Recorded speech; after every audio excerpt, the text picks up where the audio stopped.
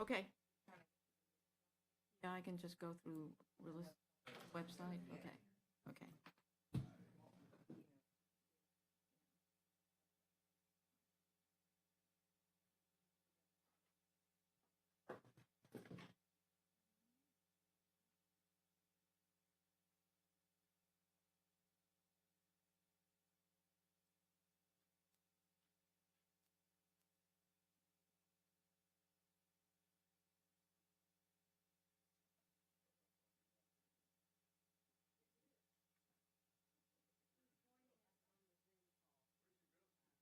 Back to his office.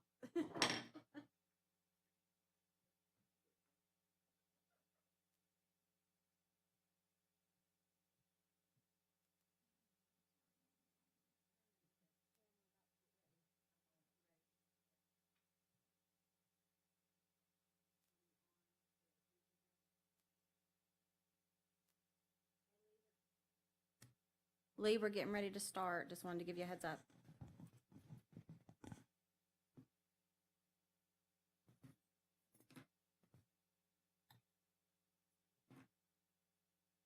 Okay, I'm here. Okay, just double checking. Thank you.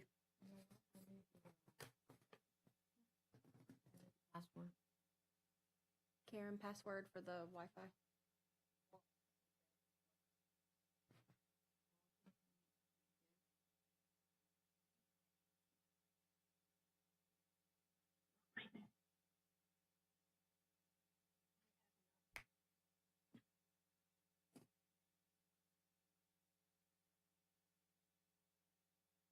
Okay, we ready? Okay.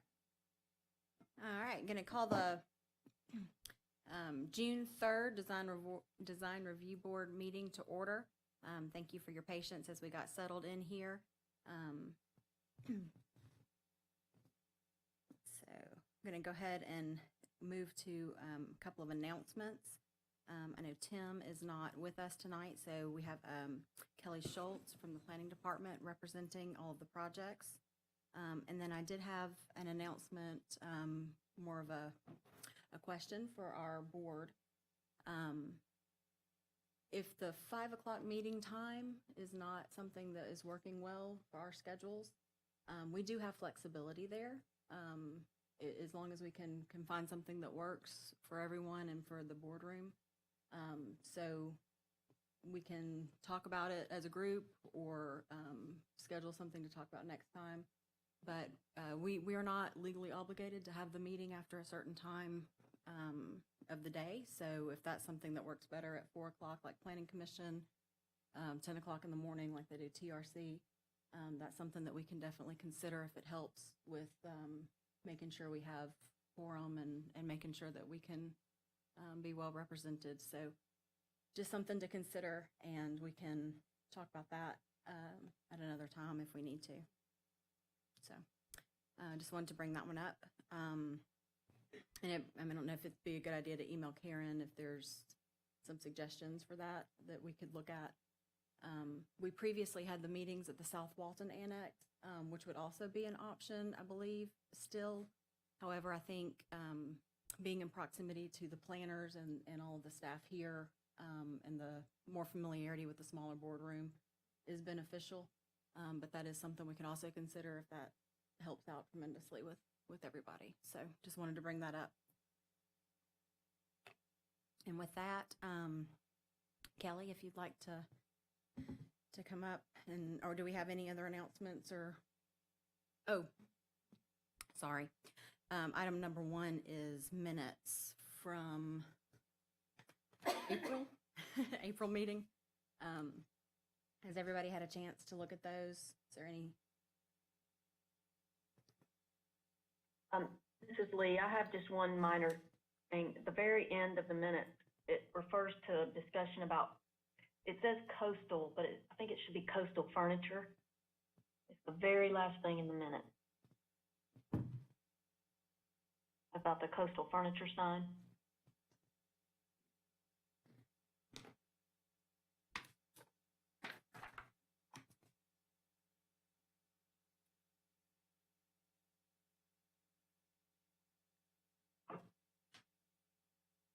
That under additional business, Lee? Mm-hmm, Okay. mm-hmm. See that, Karen? Oh, okay. Under additional business, it says coastal sign instead of coastal furniture sign. Just as an omission. Okay. Anyone want to make a motion on the minutes amended to include the correction for coastal furniture? Motion to approve. Okay, we have a motion and a second. All in favor? Mic on. Yes. All in favor? Aye. Aye. Aye. Ayes have it. Okay. And moving on. Hi, Kelly. A. The only announcement from staff is that it appears that item number 14, which is the Thompson Corner roof pitch deviation, was not noticed appropriately, and therefore it needs to be continued until the next meeting. And Kelly, because that one is so closely associated with item 15, should we go ahead and defer both of those at Yes, this time? that was getting ready to say 15, which is the final order for Thompson Corner, is contingent upon the approval of the deviation, so therefore staff recommends both of those items be continued until the next meeting. Okay. Do we have motion to Continue both items? both items, and that's till the July 1st meeting? In July 1st meeting. We have a motion. Do we have a second? Second. Motion and a second. All in favor? Aye. Aye. Motion and a second, and approve to defer those to the July 1st meeting. All right, Kelly, do you want to introduce the first or second items, Carrot Top Design building sign? Yes, this is Carrot Top Designs building sign, project number SGN 21-000032. The applicant is Kim Sutton with Vintage Art and Sign. It's located in Miramar Beach at 12889 US Highway 98 West, Unit 101B. And the request is a sign application for approval of a building sign that's 36 inches by 216 inches. That comes to a grand total of 54 square feet. The subject property is, it's not even a tenth of an acre, and it's got a future land use of mixed use and a zoning designation of coastal center. Based on staff's review of the application and all the attachments, this project does meet the minimum technical requirements of the scenic corridor design standards. And we ask that the staff report be entered into the official record. And I'm happy to answer questions or turn it over to the applicant. Thank you, Kelly. And we'll go ahead and show that we're entering the staff report on the record. Is there anyone here, Kim, to talk to the sign? All right, please come up. Kim Sutton, Vintage Art and Sign. Do you have anything to add? Nothing? No, ma'am. All right. Is there any questions from the board? Photographs that show the whole frontage with the corners of the building? Because is this on the side I'm looking at No, ma'am. in the floor plan? This is the U building, this is on the top, Is the the northeast. one, the northeast location is, and the signage is on the east elevation. Is there a photograph showing the corner and a little bit more of the building?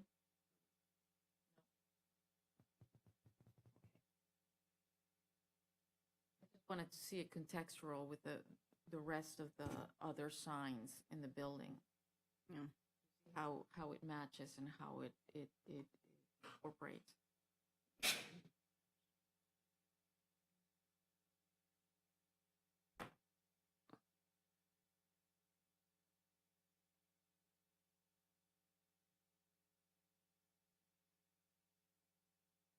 Can you tell us how it matches, how it compares to the other building signs in that center? And most of the other building signs are face lit channel letters on raceways, similar to our construction. But they- Varying sizes. But this is certainly proportionate to their, they have a large space.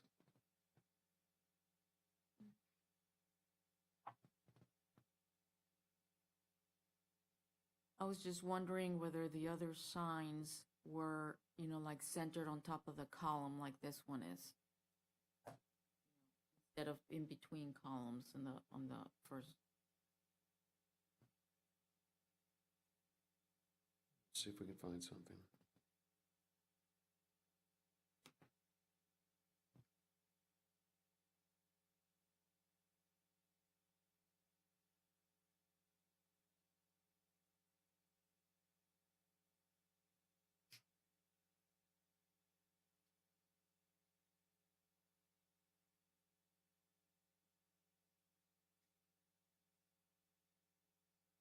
I would say, looking at Google Earth, they all appear to be centered between the columns with what I'm seeing on Google Earth right now. Why, that's that's one of my concerns is, how does this fit within the rest of the building? And if it's gonna,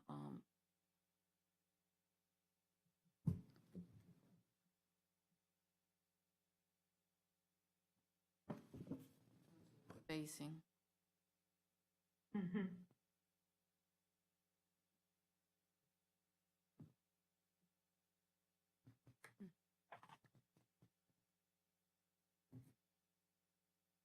I think that actually should be between the columns.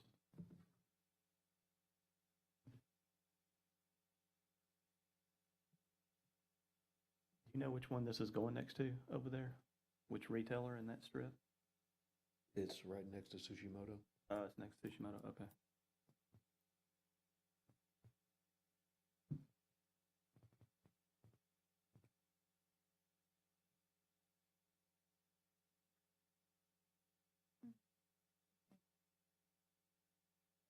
We're just going to show you this.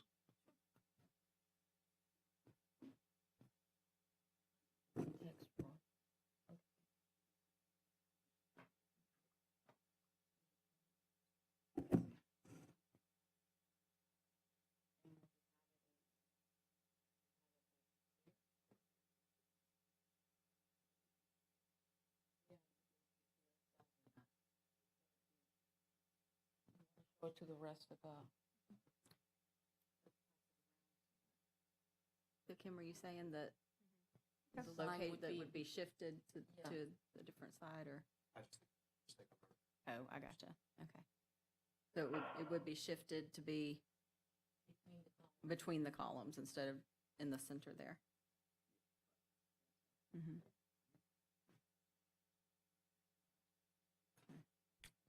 Thank you for pulling that up, Kim.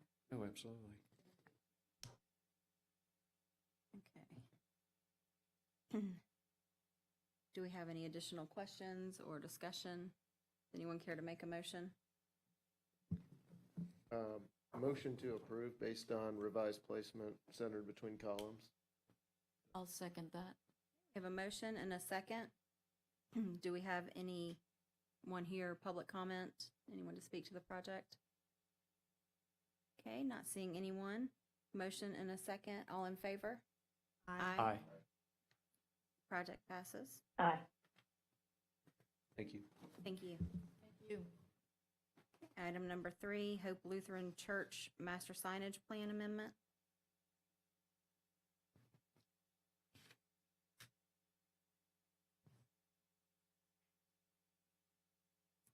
This application for Hope Lutheran Church Master Signage Plan Amendment is being submitted by Vintage Art and Sign, again, Mr. Sutton. It's located at 3834 US Highway 98 West in Santa Rosa Beach. They're requesting approval to amend their previously approved master signage plan. It's on a parcel that's 1.23 acres in size with a future land use of mixed use, and the zoning is village mixed use. Based on staff's review of the application and all attachments, this request does meet the minimum technical requirements of the code. We ask that this application, I'm sorry, that the staff report be entered into the official record, and I'm happy to try to answer any questions. Thank you, Kelly, and we'll note that the staff report has been entered.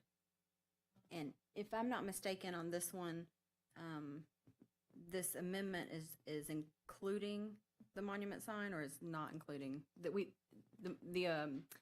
does not include the monument sign, but this monument sign has been provided to us just for reference. Is that correct? Okay. So, as our master signage plans just refer to the building signage, that monument sign image that is in our packet is just for reference purposes. From previous, do they have the previous that was approved? And this is Kim, is this you? Okay. Do you mind to come up and, thank you. Sorry, I just need context. No, I agree. Can you tell us a little bit about the change, and what it's being done? We are going from a fairly narrow set of allowances to basically the code. So switching from some reverse channel letters for the church and non-illuminated letters for the tenant below to face-lit channel letters. I like this very much. Okay. Balanced, and it's got colors to it, and I think it's good on in the building.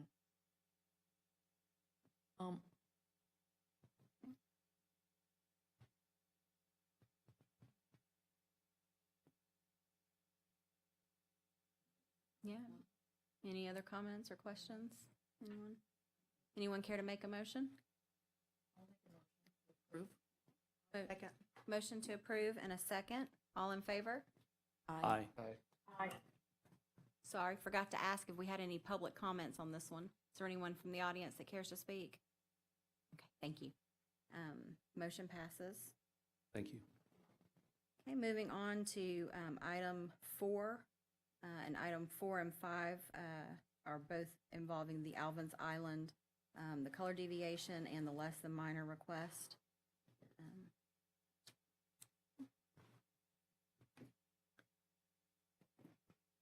This application was submitted by Mr. Lee Goodson. The location of the project is 10271 US Highway 98 West in Miramar Beach.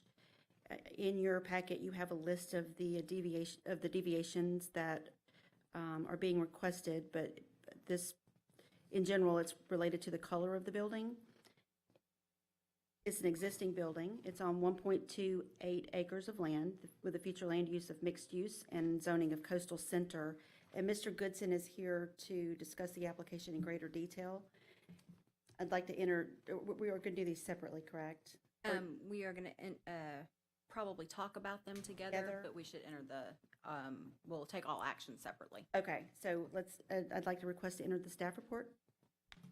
So we have staff report. You have one for 4 and 5? 4 and 5, Okay. yes. So noted. Okay.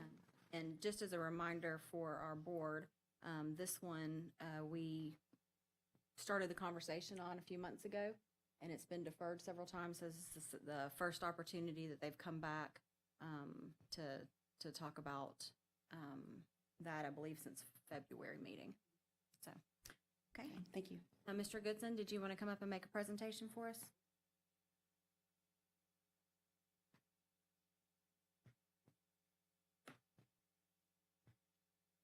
Thank you. I believe y'all have your packets that have the sketches in them. Y'all asked me to take a shot at some different colors.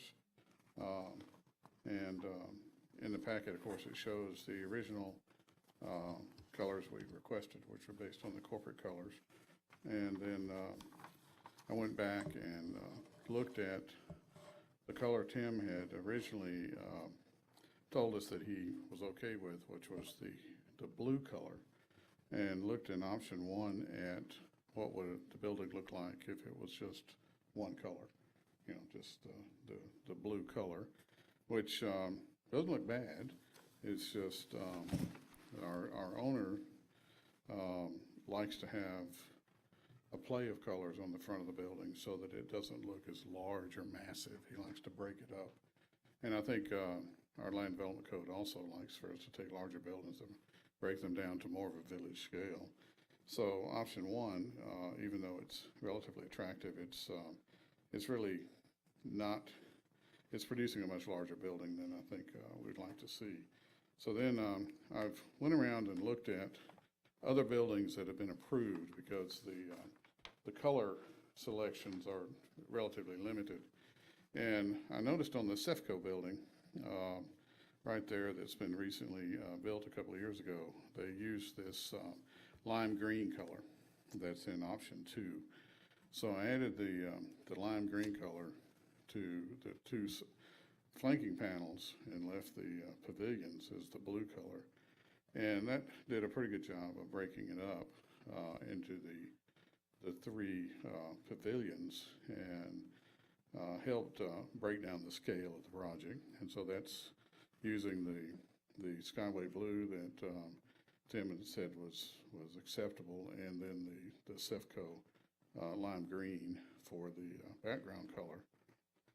And then I took one more step to see if perhaps we could use this rose red on option 3 for the center pavilion to kind of draw people's eye to the center, to the entrance.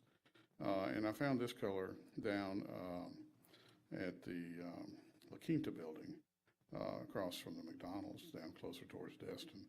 So, and just trying to, I don't know what the Munsell numbers are. I wanted to get with Tim and pull that out of the book, because the book is here and in this office. And so I'll need to go back and get that number. But, and then I'll need to take it over to Sherwin-Williams and Sherwin-Williams match it so that we can get an actual color match. But I just wanted to bounce these 3 options off for you guys and see which ones you were most comfortable with. And Ms. Lords, I also addressed the surfboards, as you had suggested. You know, they were on these tiny columns on opposite the entrances. Right, I remember that. And I moved them up to these blank panels you suggested above the barrel tiles, and they fit real well up there. Yeah, I and think so- they look good.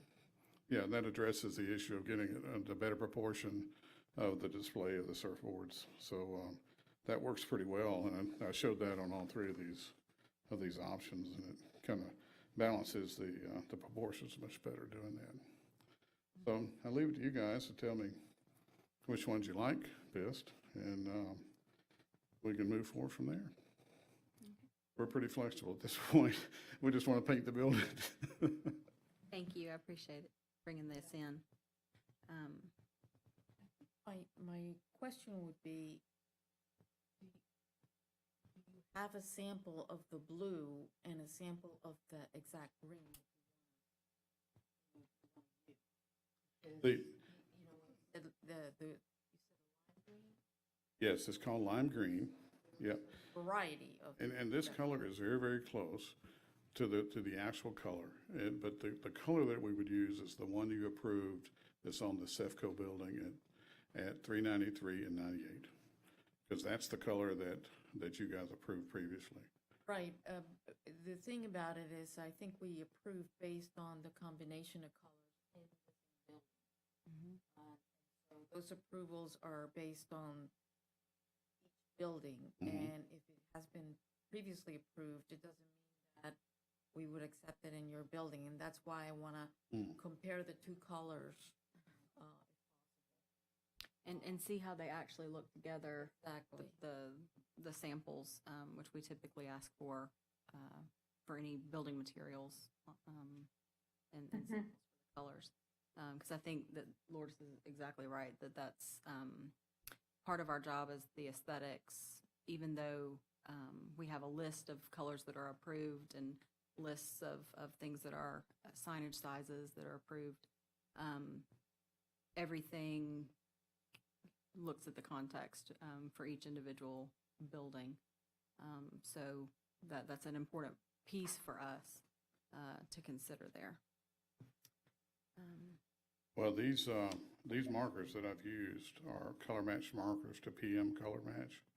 And so this is the Skyway blue color and the green is the lime green color. Doesn't look like lime green. It looks like It's- olive. It is actually, that's the actual name of the color is lime green. But if you want me to wait till Tim's back and pull it out of the Munsell book, I can do that, but Well, it's gonna I think we will delay have us to again. have the exact Munsell colors that we're approving, to have that discussion, and confirm that they are approved colors on the list, and not just something that we have approved in the corridor, which for any given building could be an item on the list or could be a deviation. To confirm that it is an approved Munsell color and not a deviation we approved on one of the other buildings. Yeah, and I think we need to have the samples of the colors so we can put them together. Because color is a really, you can have the same color and the way the light hits it, it changes the color. So it's pretty, something that, you can't pick up a print. If you're gonna print something, the color changes. Well, the Munsell colors are not real paint colors. They're a color selection chart that is available in the book here. And there's a chart which is like a color wheel that's available online. But even then, when you print it, it's going to be Be based totally on different what color. printer you're Yes. using. If you use an HP printer, it's going to be a certain color. If you use an Epson printer, it may be slightly different. That's why we don't So- want to use prints. So- We don't want to use, something that's not that Right, the color. only way to get you to a real Yeah, color we need the actual color sample. would be to take the Munsell book and then bring in like a Sherwin-Williams fan and match it to the book and then give you the Sherwin-Williams color. I would assume Sherwin-Williams can do the same, but I just went through this on one of my own projects. And I know Benjamin Moore, if you take a Munsell color and tell them, they have that in their system. Some of the colors they can match to Munsell scales, but they haven't done it to every color. But I also, once, like you said, I had to get the chip and then do a comparison with their Right. sample. It's a pain. It is. I understand, because the It's a Munsell book challenge. is expensive. It's not something that everyone can have And- in their office. And the Munsell book is also more of a theoretical color chart type selector. It would be nice if a paint company would adopt it and actually produce Munsell paint, because then we would be able to buy Well, that color. Yeah, and to tell you the truth, I don't look at Munsell colors in my office, so I look at Benjamin Moore. Right. Where I pick the Right. colors, but since the county has that as a code, Right. that's I know. what we need to use.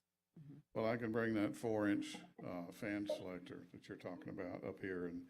If you don't like it, first of all, thank you for doing this work here. It's very helpful to see the options, and I like that you started with a basic and then showed us, what your client's trying to get to within code. If you could, for us though, I think, if you could get with Tim, get those chips and get Sherwin-Williams to produce a sample that Yeah, matches so that. 12 by 12s. Yeah, just something so we can see the colors together, because like they said, we can't review colors based on a scan of your mark. I mean, I know you went through efforts to do it, but we're trying to now review a color based on a scan of your marker that's supposed to be close to the building. Right. So we need to see all those colors together, Yeah, not just the three that are the main colors, but that trim color as well Right. with the three colors. I know you're doing the same thing we are. We have a PMS color system that we use for Prismacolor markers that is pretty extensive. And then that's color matched to Sherwin-Williams and Benjamin Moore and these others. And we can actually give them PMS such and such, and they can then match the color to that. I wish I could give them Munsell number such and such, but they don't have the full scale. So a lot of times we need to actually get the Munsell book and then color match it in our fan and then make the sample piece and bring it back and check it to make sure we're close. So that's what I'm gonna need to do is Yeah, go through that it's effort. a little bit of a pain, but, I understand. but that's what we have to work And with. Kaylee and I can go through the files and find out what color was actually approved, so we can make sure it's the right color. Yeah, it's most likely if those projects have been approved recently, would still have that in the, Yeah, I think the CEFCO is 2 years old now. I think the hotel is last year, so it's not gonna be that old. so that should be, hopefully an easier exercise to pick those colors. At least have a starting point, because I know the list in our code doesn't have, the colors next to them, so, Yeah. you know, you have to actually go search them out through the book, which I think we've all done at some Yeah, point. And when you go So- to the website, it gives you the full hue chart, in other words. And I think, the book that Tim has, we've marked with, sticky That's right, notes, a so little it X should, on it. hopefully will be a little easier to Yeah, work. and with. there's about this many, Mm-hmm. 5 or 6. That's what- We'll try to work in those. I wish I would expand the repertoire a little bit. Do we have any other comments or discussion or recommendations for the color selection that he brings back with these? Feel about where the surfboards are, because that was a discussion Yeah. on the last meeting. Is that okay on that one, the LTM? We can I live think with that's much more fitting where you've got them located Right. instead of on the columns. It feels more intentional there. If y'all are okay with that LTM item, we could clear that code compliance case and only deal then with the colors. Colors. I got some thoughts, if I can share them. Can you hear me okay? Yes, Yeah. go ahead. On the surfboards, Yes, I'm ma'am. just gonna be honest, I would like to see fewer surfboards. You know, this is something very different from things that folks have done for the most part before. This just looks like a lot to me, and it starts to look busy and cluttered. I would say, look, it's up to the full board, but my preference is to either have 2 surfboards, either the ones on the center facade or the 2 over the lower facade portions. I could maybe get comfortable with 4, the 4 inside, the 2 in the middle and the 2 horizontal ones to each side, but I'd really prefer just the 2 in the middle or the 2 over the horizontal. I just think that would be classier looking. It's a lot less cluttered. It still delivers the message that this is a beach shop, right, with beach apparel and other items. But that's just my personal preference. I think it would bring up the aesthetic and the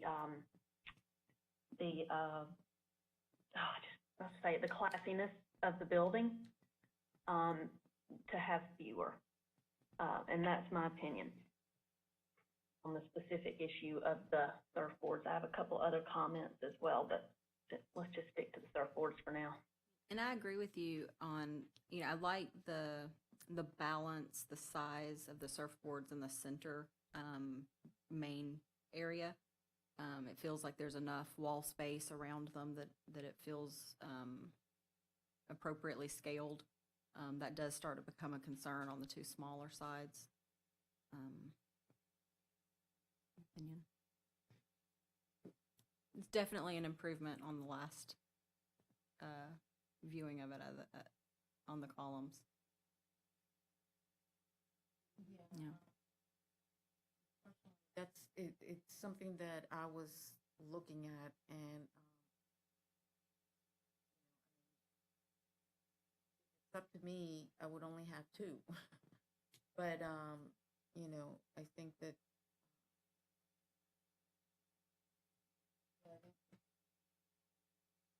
for my aesthetics,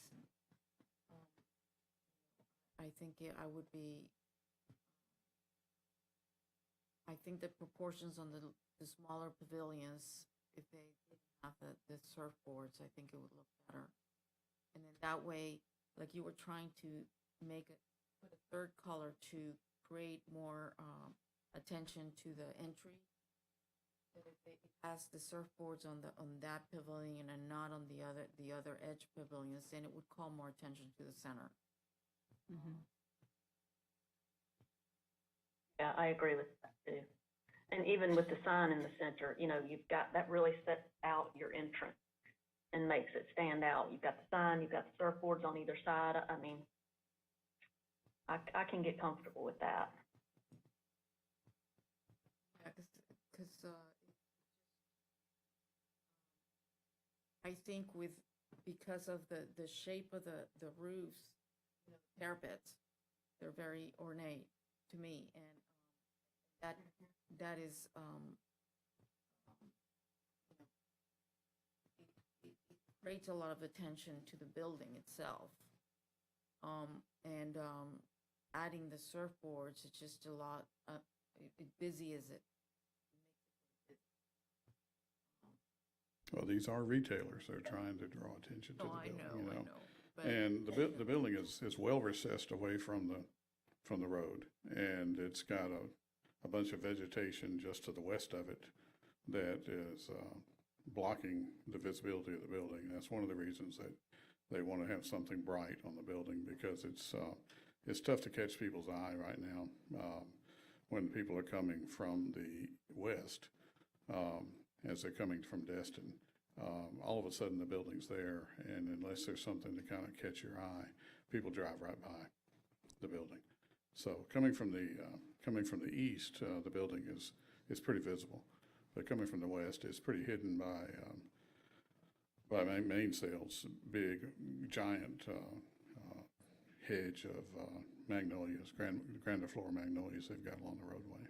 That's one thing that I would like to, you know, encourage the planning department to ask for contextual photographs so that we can see what you're talking about in terms of, you know, how you perceive it and how you don't, and how it fits in within the bigger picture.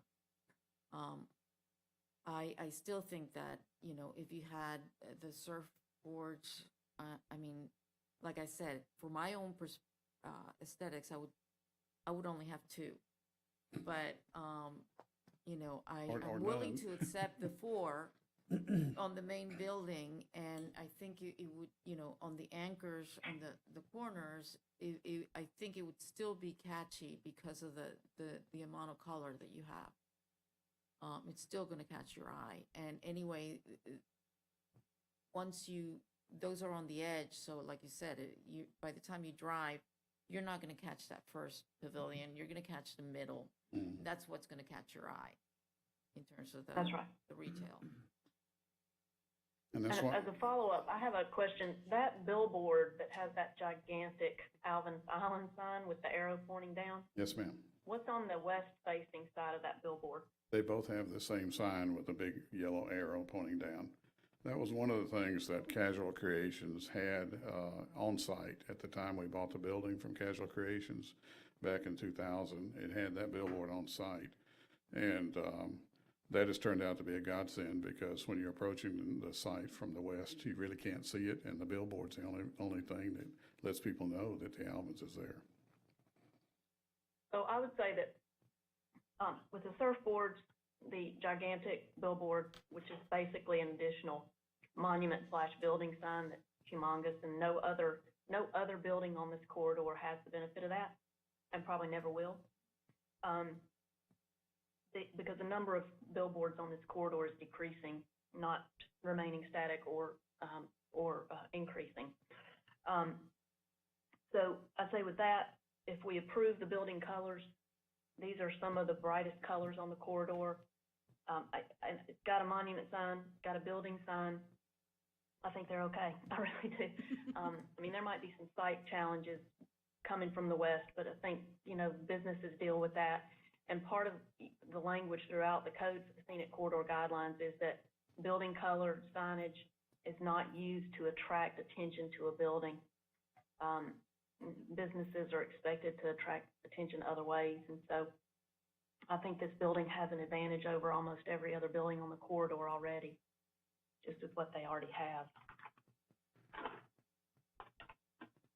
Well, they haven't resorted to the, what they use in Miami. They don't have the guy in the surfboard dancing coming down the street yet.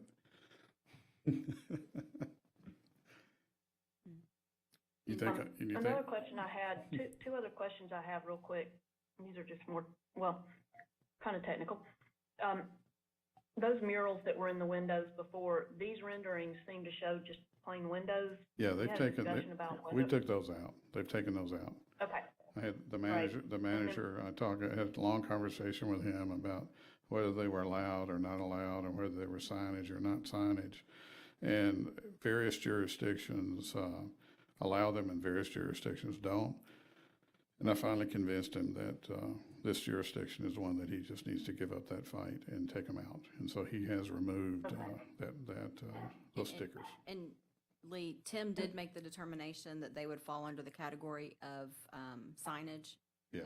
So that, that was a part of our request of Tim last time. Right. So- And he did make that call. So what he's doing now is he's going back and, in the little display rooms, he's renovating them and trying to dress them up on the inside, because when he had the stickers on there, he just kind of let them, the paint needs to be repainted, the lighting needs to be upgraded. And so he's trying to get them back in a condition where they can be used as display chambers like they're supposed to be. That was the original intent, to be display You chambers. said you had one more question, Lee? Or was that? yes, from the color perspective, this trim that goes around the top of the parapets and other places, in my packet, it looks sort of like a gray, a medium gray. But is that actually a gray, or is it more like a beige or tan? What I would like to do is, on all of these elements that are, where stone would be in a traditional building, I want to use a granite flex type, stone paint to give it that granite look. So it'll actually look like stone.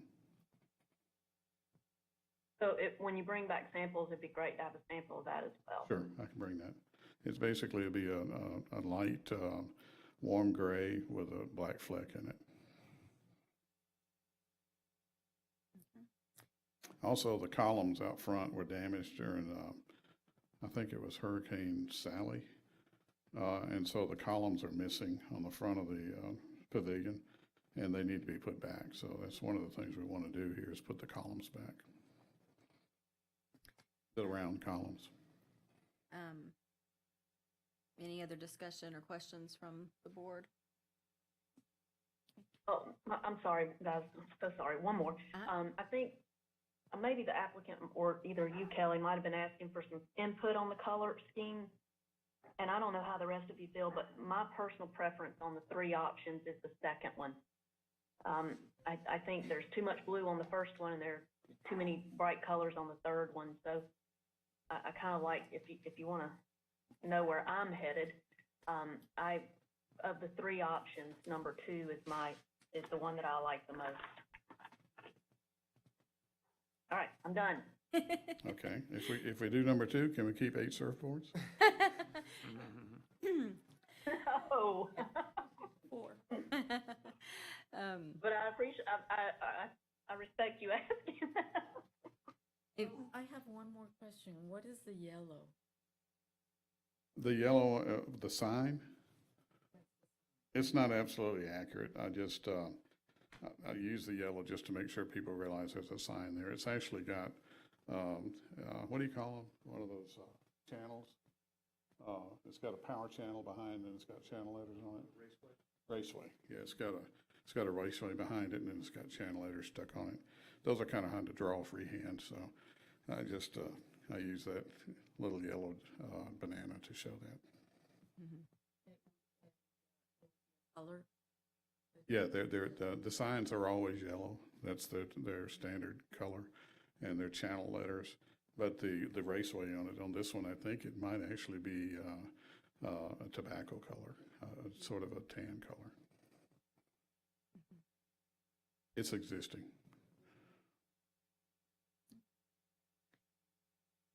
Well, thank you for answering all of our questions. I think we're going to have a little discussion, and is there anyone else from the audience that wants to speak on this one? Okay. Well, the colors we're extending, right, so that I can bring it back. I think that is a great idea if either you want to request that, or if Okay, one of our board members wants to make that motion. I think that is in the best interest of that item. okay. And I think that we can have some discussion about how we want to address the less than minor for the surfboards. But to the benefit of the Code Enforcement Division, who keeps calling me about this, can we resolve the LTM issue in terms of the number of surfboards? Yeah, I think we're going to have some discussion about that at this point and Okay, make some decisions. If we have some additional questions, we'll be happy to have you back up. okay, thanks.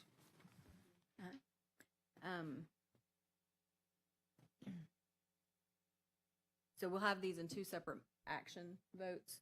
And I feel like we're moving towards asking for continuation to the July meeting for number 4.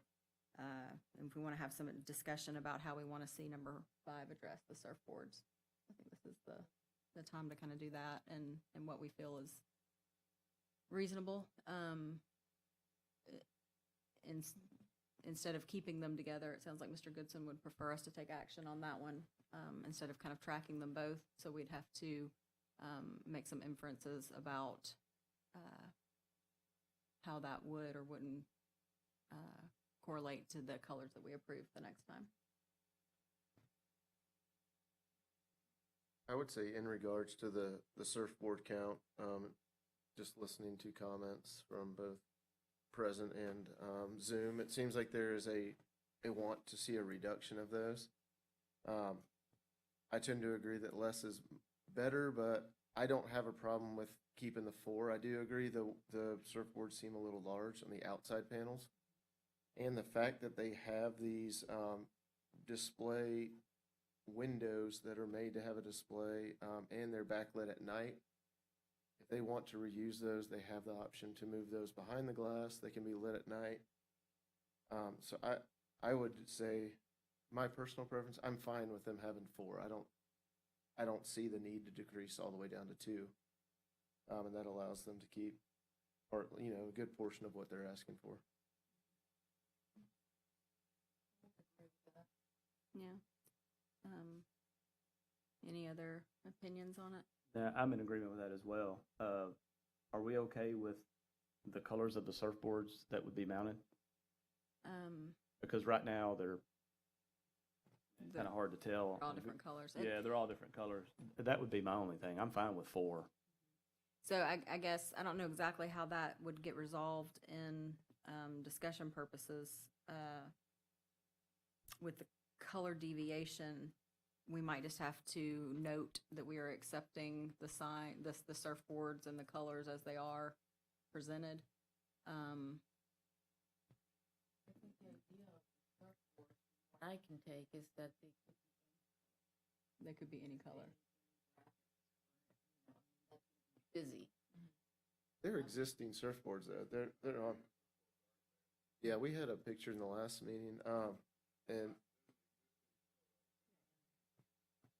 In the packet we have, No, number Current. 5. Mhm. Because I have no problem with that one. Packet. mhm.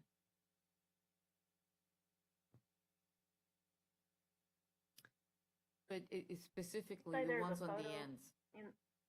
Number 5. Yeah, if you go to the, under item number 5, the existing photograph is there. Look at that.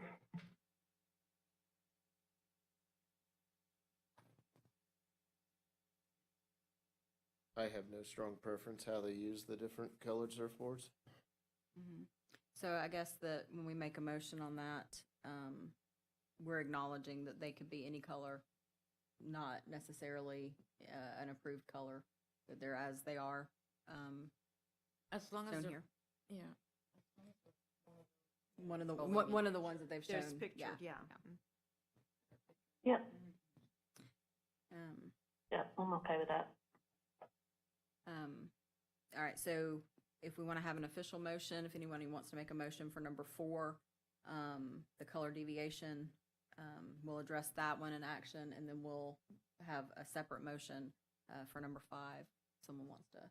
I'll make a motion to continue number 4 to the next meeting to give the applicant time to bring us some color samples. And that would be the July 1st DRB meeting.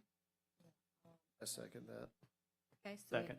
Oh, have a motion and a second to continue item number 4 to the July 1st meeting. All in favor? Aye. Aye. Aye. Number 4 is continued. And on number 5, are we ready to entertain motions on that one? I think it's basically the surfboards, right? Yeah, number Okay, 5 is the yeah. surfboards, how we want to address that. Okay, I motion to approve 4 surfboards. The surfboards on the horizontal surfboards on in the center pavilion, in the pavilions next to the center pavilion, and then the no surfboards will be in the end pavilions. Or on the columns as they presently are today. Yes. Okay. I just want to make sure that gets in the language. Yeah. I would, Karen, are you looking for a way to? Yeah, I was write gonna that? clarify. Go ahead. Make- Okay. So we're asking for 2 up high at the top tower, and then 2 horizontal over the clay tile roofs. Yes.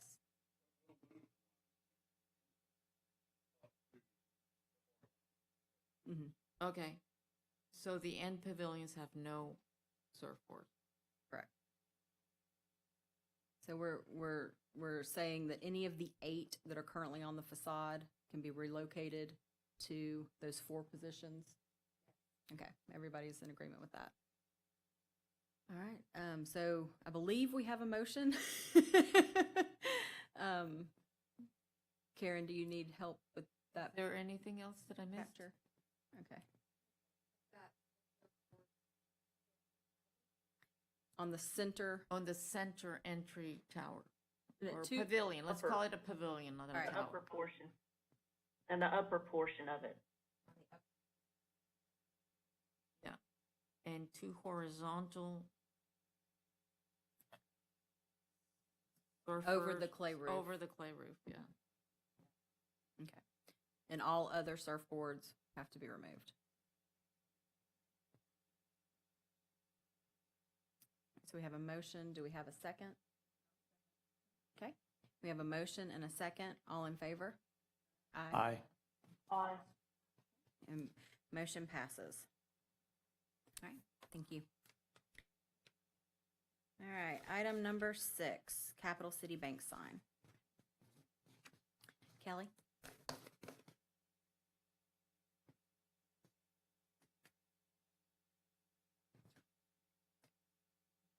This application was submitted by Signs by Design of Northwest Florida Incorporated.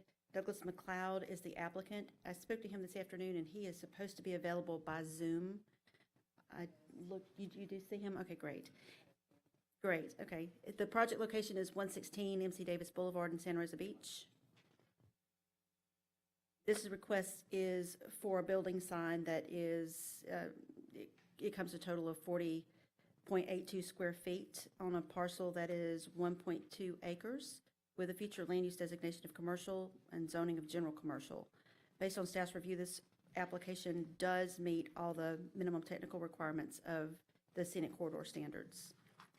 I'd like to request this report be entered into the record. So noted. I'm happy to answer any questions. Thank you, Kelly. We opened, Alvin, yeah, we opened that while we were talking about it at the top. All right, and we have the applicant on Zoom. We want to go ahead and allow him to speak. Hello? Hello. Hi.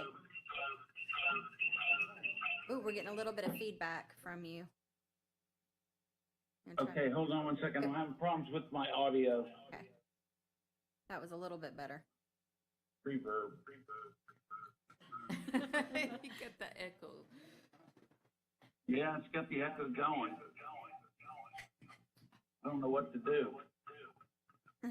Well, did you have anything to add about the sign, or do you want us to go ahead and have discussion, and we'll just bring you in if we have any Yeah, questions? I mean, I think it's self-explanatory, the packet that I submitted, Okay. and if there's any questions, I'm here to answer them.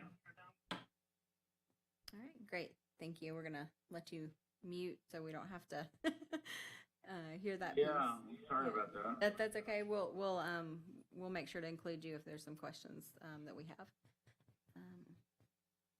on that one. And is there anyone from the public that wants to address this item? Not seeing anybody. All right. Questions or discussion with the board? Okay, we have a motion to approve. We have a motion and a second. Any additional discussion, or are we ready to vote? We good? Okay. We have a motion and a second. All in favor? Aye. Aye. Aye. And item passes. Thank you all very much. And item number 7, Beach Walk Vacations Monument Sign. Kelly?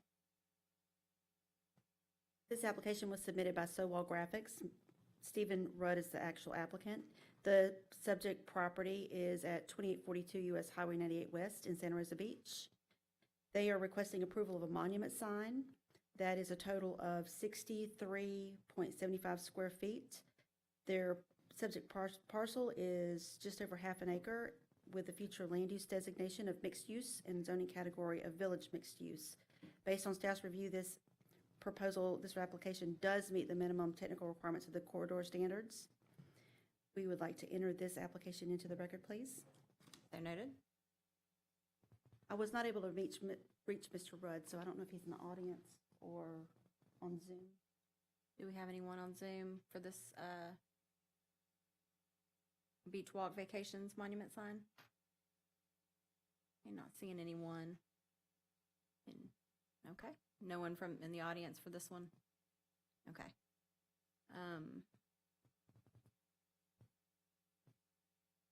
All right.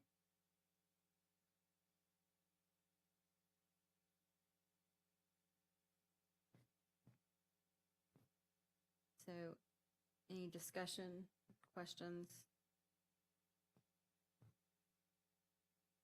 So, maybe for one of y'all, is the sign on the building, that's included or not included? Are we just looking at Not the monument included. This side? is specifically the monument sign. I think, and hopefully that I'm right in saying that since the application is only for that, they're just showing in context of how it is similar to the architecture and logo.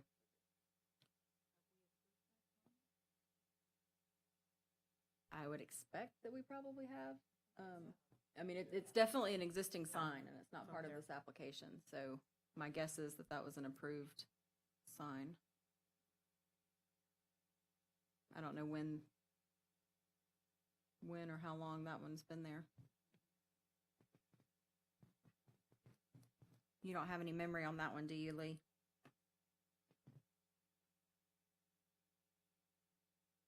Sorry, can you repeat that? I was asking if you knew when or how long ago, or if the existing building sign was approved by the board? Beach walk? Beach Walk. We've exceeded Lourdes's memory, so I was tapping into yours to see if you had any recollection of that one. Gosh, I don't. Okay. Well, it is on the building, I- and we're showing it as existing, so I guess we can assume that that one's, hopefully Tim would have pointed it out if not. Yeah, I think so. Yes. I can't remember. Ah. Oh. Ha ha ha, this is gonna make us all feel bad. So Karen has looked it up, and it was approved March 2020 by this board. March 5th? Oh, okay, I wasn't here. Oh, well, unfortunately, I think the rest of us were, so. I was in South America. That's where I got cut. So, COVID. Edwina and Lee and I are the ones that should take responsibility for that laugh. Did you hear, so it was approved in March, Lee, last year, 2020.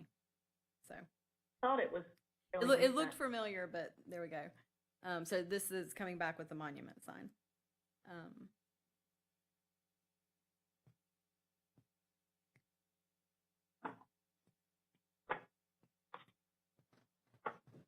I don't have any issues with the sign. It says it's to be painted to match the existing building, which I'm assuming those are close to colors And- that and it's it's not gonna be. Yeah, it's not showing as illuminated, so it's probably going to have external illumination, some uplighting, and I think Right. that that's appropriate. So, any other discussions on this one? I'm being nitpicky, but I think that the little arch on the top of the sign, the cap, seems really crowded with the logo.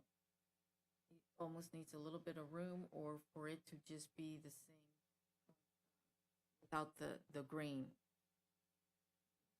But that's just my opinion.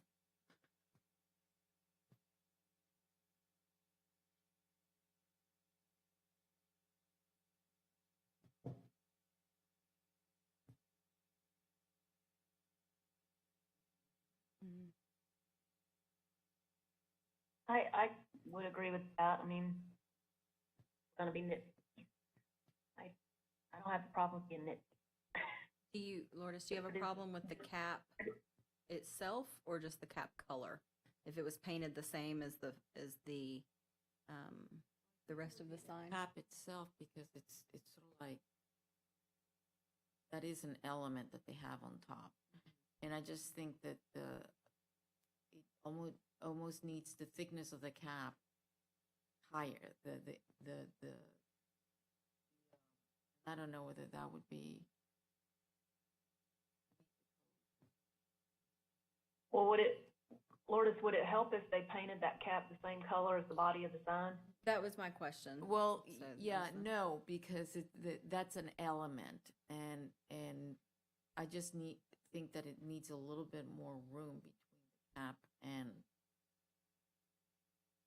but, you know, I mean, that's just my opinion. I mean, the board can, So right now, their logo is 32 inches tall. If we ask them to decrease that to 30, which would decrease the sign height approximately 2 inches with it, would that, that would be, make it, you know,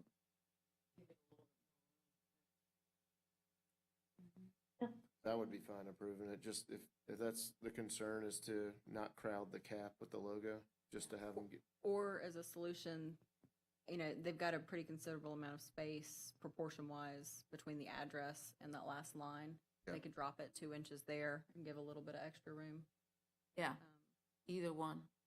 I think I would agree with that. Yeah. Okay.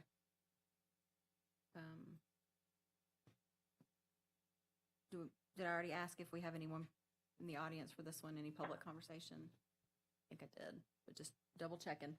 Okay. Well, let me say this real quick. If you look at the acrylic logo detail, at the address is 6 inches, and the space between that and real estate and rentals doesn't appear to be, it's less Oh, than what's yeah. on the sign. So I don't know If they've, I don't know which is Proportional. right, you know, if you look at it. I think if they just shrunk the entire logo or the logo, it looks like their name is part of the logo. I mean, it all goes together. 2 inches is not gonna make a big difference in the size and visibility of the overall logo. I think that would achieve it. That's probably the safest thing to that's probably the request. best solution there, yeah. Anyone care to make a motion, or we ready on that? so a motion to approve with a slight reduction in size of approximately 2 inches to put that space between the top of the logo and the cap of the signage. Okay, we have Second, a motion and a second. All in favor? Aye. Aye. Okay, motion passes. Moving on to number 8, Silver Sands Premium Outlet Master Signage Plan Amendment.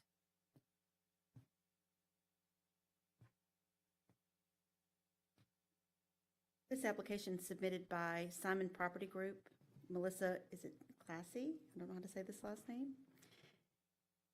The property is located at 10562 US Highway 98 West in Miramar Beach. They're requesting approval to amend the previously approved master signage plan. The subject property is 46.56 acres with a future land use of mixed use and zoning of coastal center mixed use.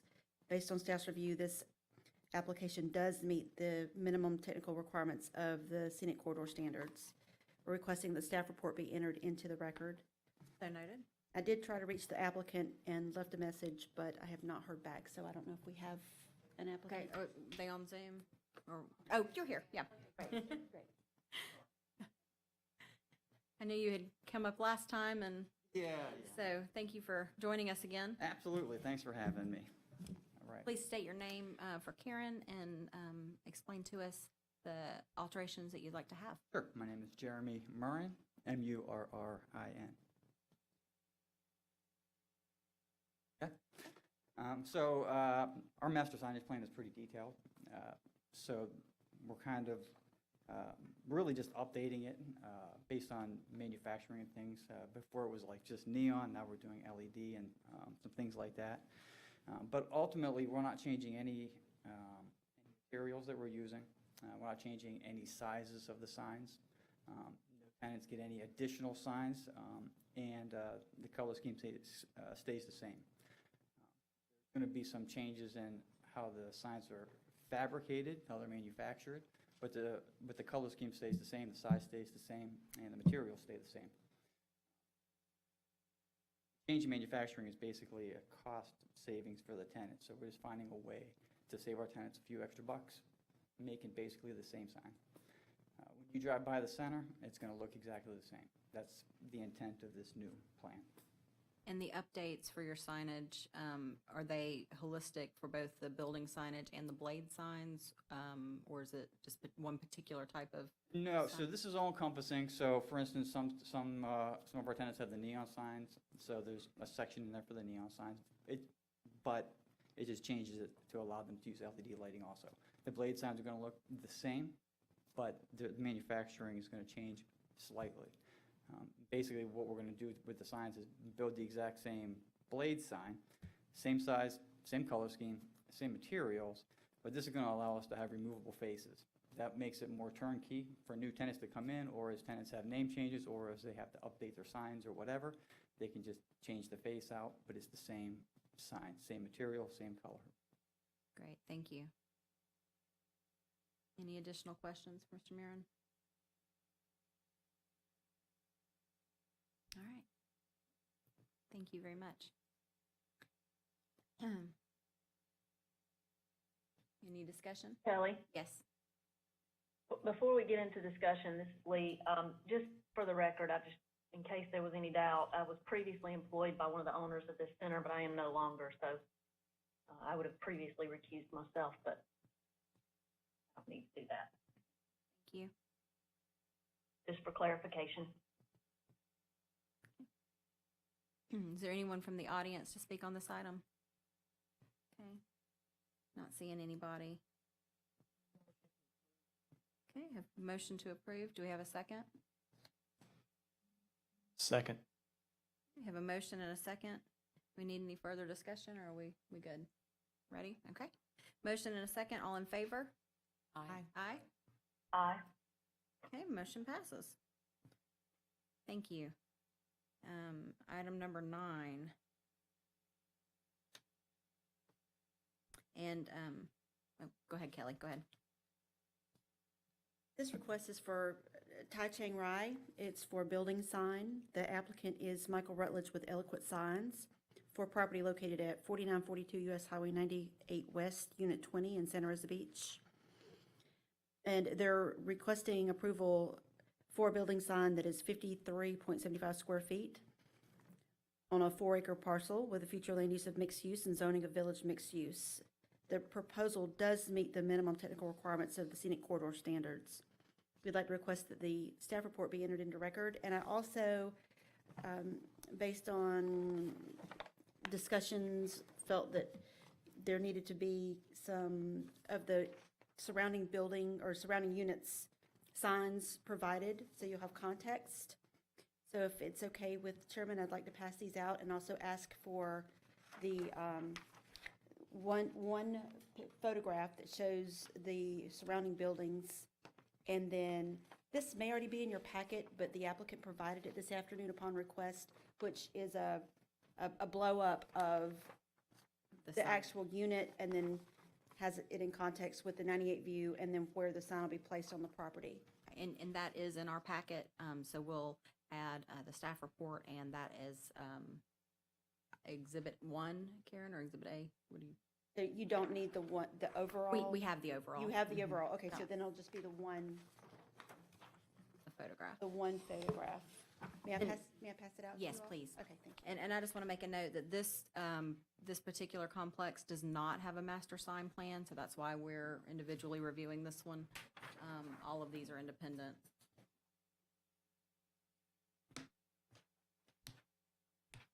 And thank you, Kelly, for making sure we had a context picture, because that is helpful for us.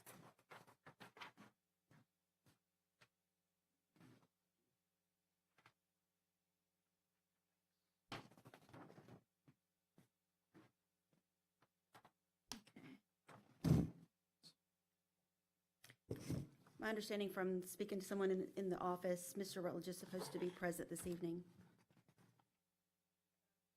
Okay, great. Are you free? Okay, great. Is there anything you want to add to the presentation, or you good? Okay. Okay, thank you. Anyone from the audience to speak on this one? Okay, seeing nobody. All right, any discussion, questions that we have?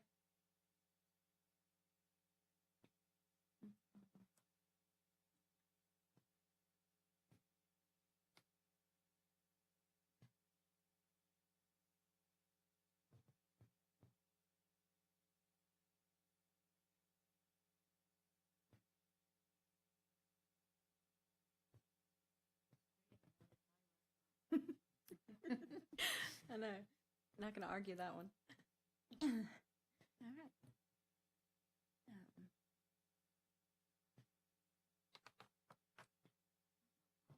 Mhm. Oh, that's good. Looks The- good. I This motion to building, this approve. center has a mix of signage and always has. And I can't see the surrounding signs, but I trust you guys. Oh, sorry, Lee. Is there any way we can hold the photograph up for the camera? I don't actually know if it would benefit too much, but we can show it to you a little bit. It's Yeah, just, it's a mix. yeah. Yep, go a little bit closer, A little more? a little more. Yeah, so it's still gonna be a little blurry for you, but, it is demonstrating exactly what you said, that it's a mix of, all channel letter signage like this and, Yep, pretty standard that's placement. good. Thank you. so. Thank you. So we do have one motion. Do we have a second? I'll second it. Okay, any additional discussion? Okay, we have a motion and a second. All in favor? Aye. Aye. And approved. Thank you. And that moves us on to item 10, Metcalf Commercial. Kelly? This application was submitted by JP Engineering. Tracy Jernigan is the applicant. He is actually present this evening. The property is located on the north side of US Highway 98 West, east of Sandy K Drive, and west of St. John's Court in Miramar Beach. This is a minor development order application submitted on behalf of Greg and Julia Metcalf. They're requesting to construct a 4,401 square foot commercial building with the associated infrastructure on a almost 7/10 acre of of property with a future land use of mixed use and zoning of coastal center. Based on staff's review, this project does meet the minimum technical requirements of the scenic corridor standards. We'd like to enter the staff report into the record, and Mr. Jernigan is here for questions. Note that we're entering the staff report. Thank you.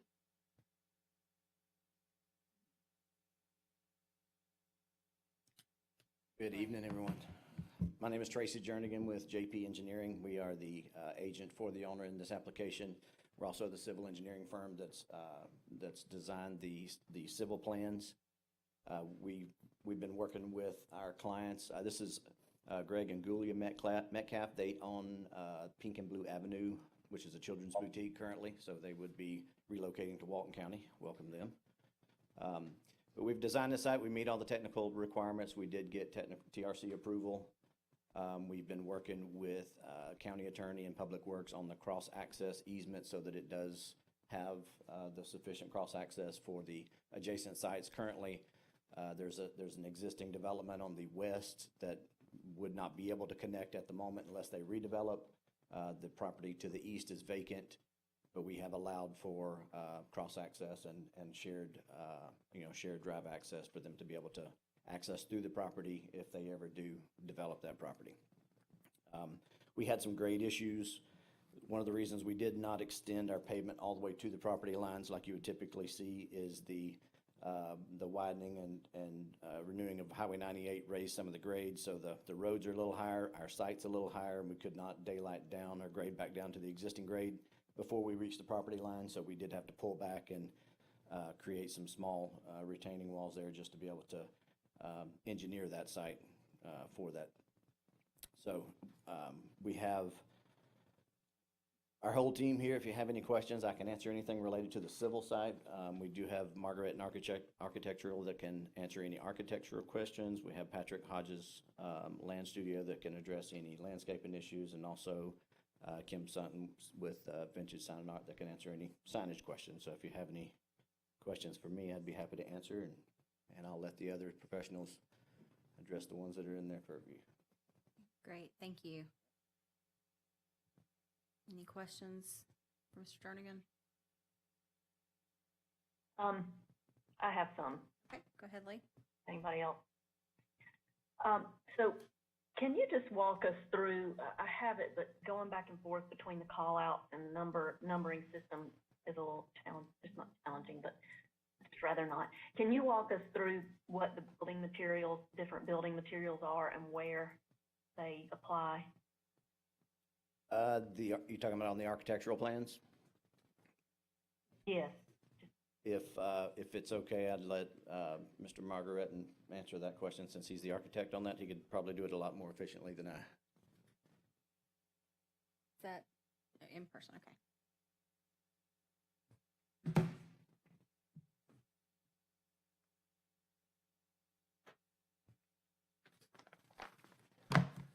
Hello, Jeff Margaretin with Margaretin Architectural.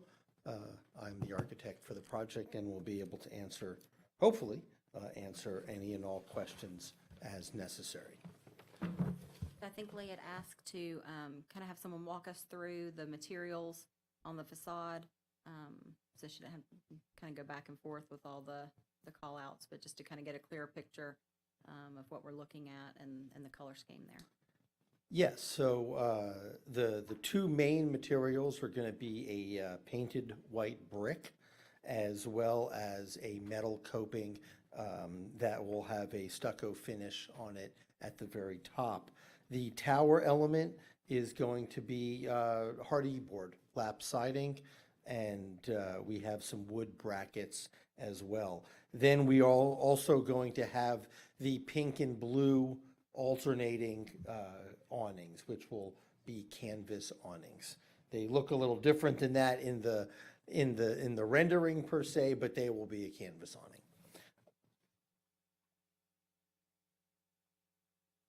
What, not just the facade, but all the way around the building? What is it going back down the sides of the building? Yes, that's going to be a metal siding that will have a pre-finished stucco finish on the metal panel.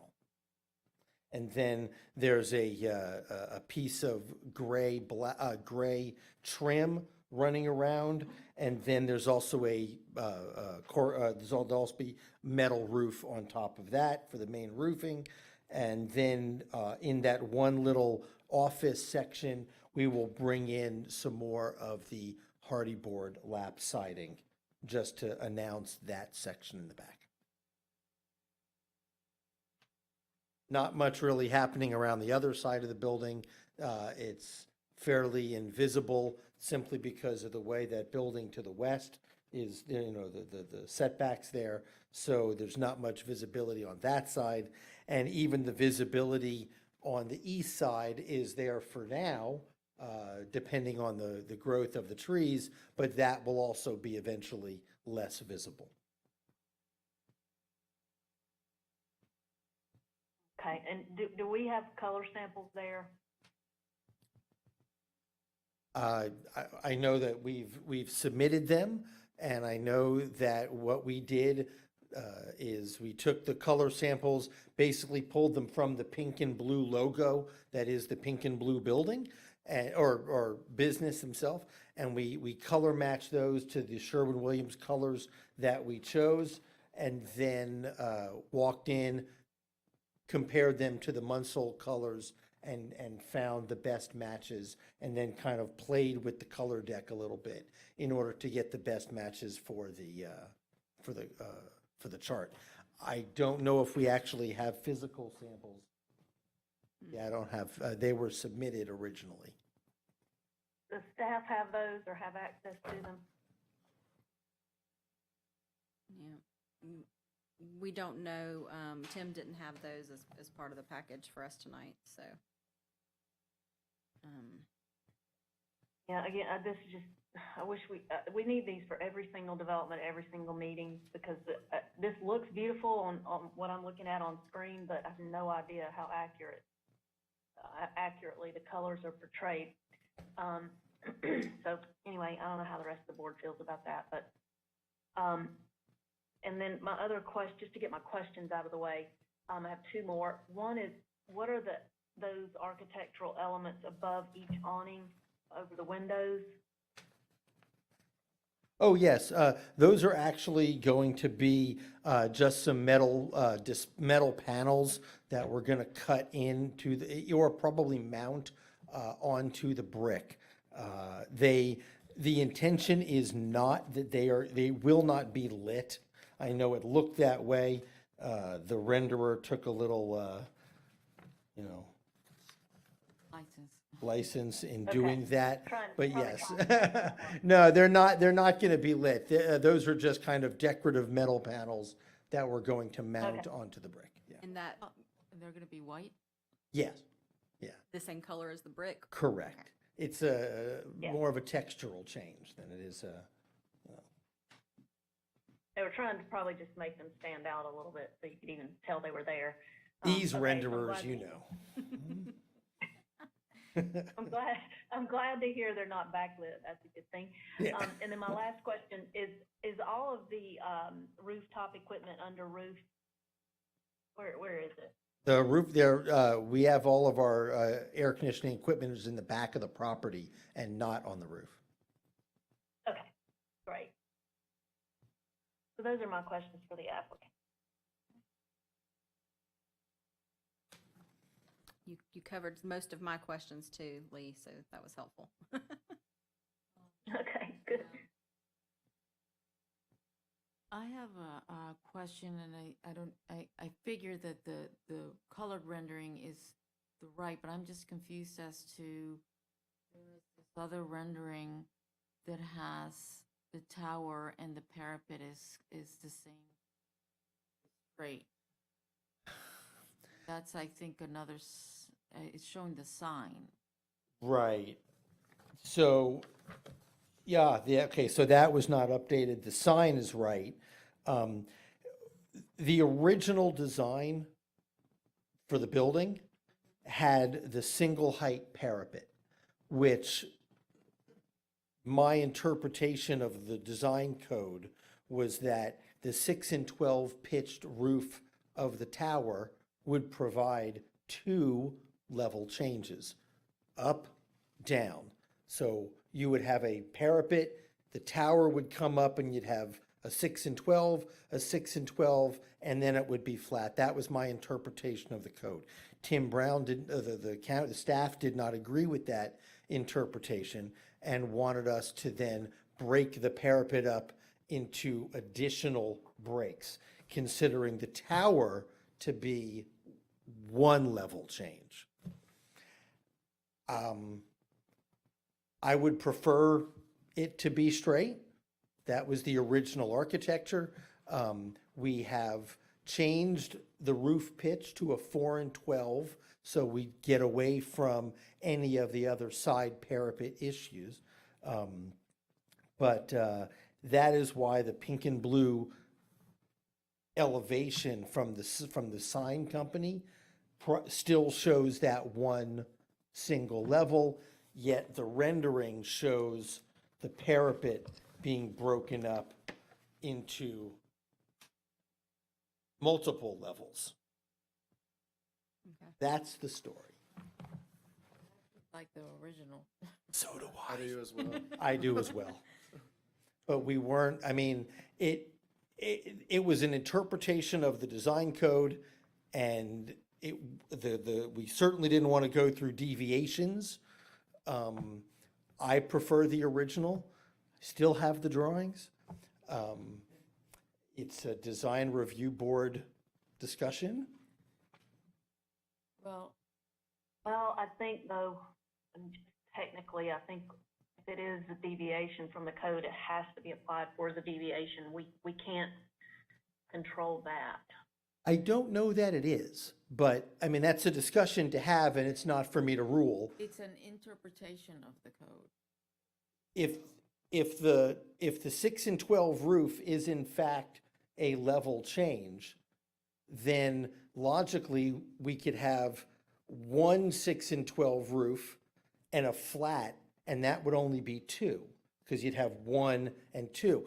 We're actually going up and back down again. That is 2 changes. Well, the other thing is that it's, the tower, you have the overhang of the roof. So you're breaking up that line so that it's not just one line. And, I think that part of the interpretation of the design code is that if you have a straight parapet, it should have like 2 different changes, at least, right? And so this has, the way I see it, it has more than 2. So without the stepping of the parapet. I agree. I don't know where that leaves. Certainly, if there were a means to say that would be approved, that would be the preferred design without having to then back up, go through a deviation process. And that you don't want to go through a deviation. Right, process. and I wouldn't think that one would be needed.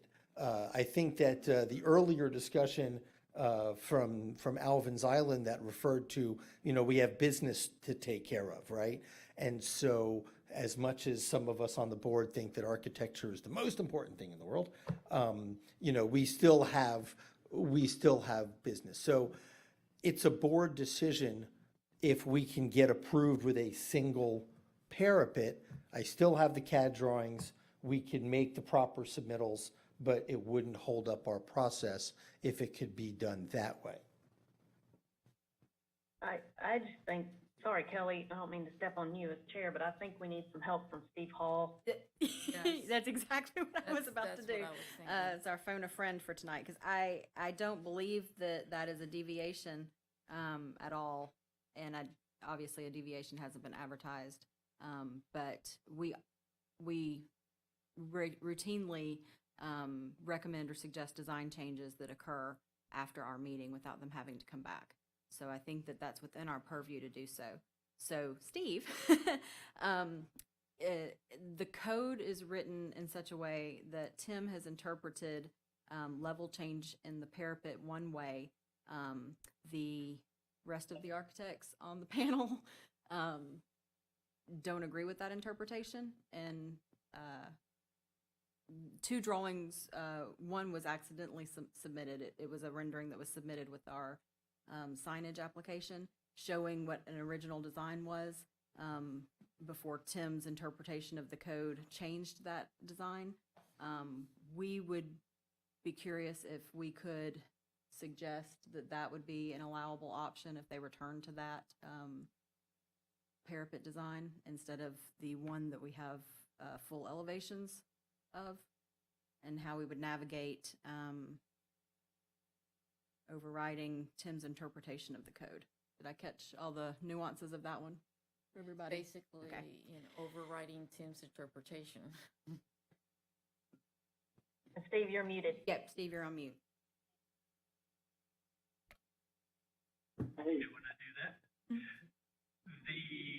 There is no question, board, that you are vested with the authority, the decision-making authority, to make a determination as professionals on the interpretation of sections of code. The staff's recommendation is just that, a recommendation and interpretation. It is not binding on you to the extent that your interpretation is not arbitrary and capricious, that it's a reasonable interpretation of the existing code provision. So with a motion, we could approve it with either design. Do we need to make a motion that indicates we are approving either to the architect's discretion, designs that were presented to us for that parapet, or how do we need to present that in a motion? Or do we even need to Well, they've address said that? they prefer the original design, so I think I think there needs to be more discussion also, because the thing is, how do you turn that parapet on the sides? And how far does it go? Because one of the things that we've discussed previously is, not having these buildings that have a facade towards the street and then they're not architecturally completed. Right. is May I? the point. So if you look at the side elevations, or even on the rendering, you can see that, and Lee, can I hold it up to the camera for you? Yes. You can And I see, can follow. okay, we are cognizant of that exact same staying away from the Old West style kind of thing. And we have in fact turned that parapet, the equivalent of 2 windows and the canopies. And so we are not creating that type of a frontage. Creates a small roof cricket area, which we can deal with. But we have turned the corner to give the front of the building a fair amount of mass. Now, in straightening the parapet, I don't know if, because we are turning the corner in that acceptable, or what I feel to be an acceptable distance, if we would still need to maintain on the overall roof a 4 and 12 pitch, which creates additional height, which creates, the height difference from ridge to eave then becomes even taller. So I don't know if part of that approval is that, that roof could flatten a bit. But if not, we could, if that has to be a 4 and 12, so be it. But that's something that the design code calls for, if it's on the front of the building at least. Well, I still. Sir, Go ahead, Lee. okay, thank you. Just a quick question. Is the rendering, the new way you had to change the parapet to, is the tower roof on that a 4 and 12 or a 6 and 12? 6. So that's 6, and the same, looks like it's also 6 and 12 on the signage rendering. Yes, Elevation, really. that is correct. On both renderings, the tower itself is unchanged. So let me then just reconfirm what you asked. Are you saying that if you go back to the original design with the single parapet height all the way across, should you go to a 4 and 12 pitch on the tower roof? No. The entire 4,000 square foot box of a building has a 4 and 12 pitch on that metal structure. When we had the lower, flatter parapet, that was a lower pitch. And one of the reasons for that was the flat parapet with the lower pitch allowed us to not have too much height on the corner of the building, for, structural reasons and all of that. When we went to the higher pitch, we did it at the same time as the change of the two parapet heights, so we could step that down. These are the, I think that if you leave it at 6 and 12, aren't you gonna be able to see that beyond that lower parapet in the middle? No, the 6 and 12 is on the tower alone. The main building is what is 4 and 12. If we left it at 4 and 12, I would probably drop the eave slightly enough, but the overall height of the parapet would be somewhere between the two renderings. It just we have to cover the ridge and then that as the minimum height. That's what we would have to do. And that's not a problem. That's easily done. I think that's addressing, if I'm not mistaken, that's addressing exactly your question, is to make sure that that parapet still covers, and you're not seeing that roof. Right, behind. right. We had originally designed it lower, saves a little materials, it's all this, but if it had to be a 4 and 12, we could just raise that parapet up ever so slightly. Well, I would still want to see, and we discussed this where the buildings need to be, completed buildings. And I know it's cost, of course, architecturally, it's cost excessive, but somehow if the sides would marry better so that you don't see a back building and a front building. One sticking out of the other. And, so the materials would be, I don't know if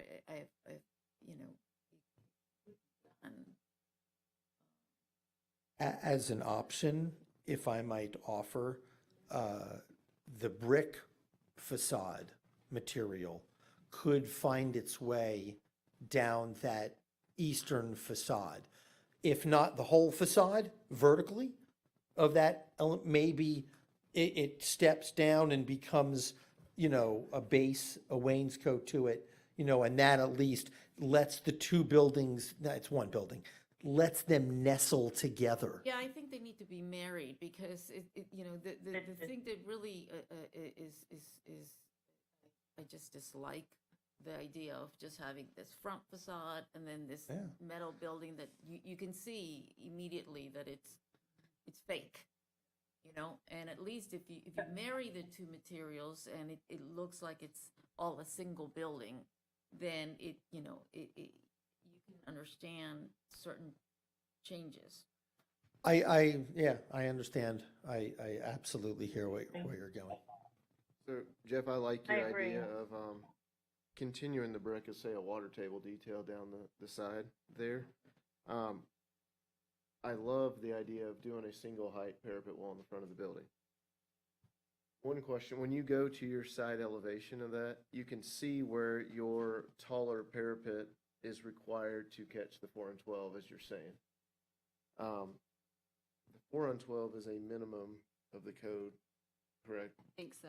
It is, but I think, I guess my question is, if we were to say that could be a 3 on 12, so we could maintain that, because I also see that your parapet height aligns with your windows on the tower, that whole coping detail, everything kind of ties in together. I would be a proponent of allowing also a reduced pitch of, say, to 3 on 12, if that would all manage to get within your parapet as it is right now. So if I'm not mistaken, and this Steve might have to chime in, because that would be a deviation, that would have to be an advertised element that we would have to then take separate action on. That's correct.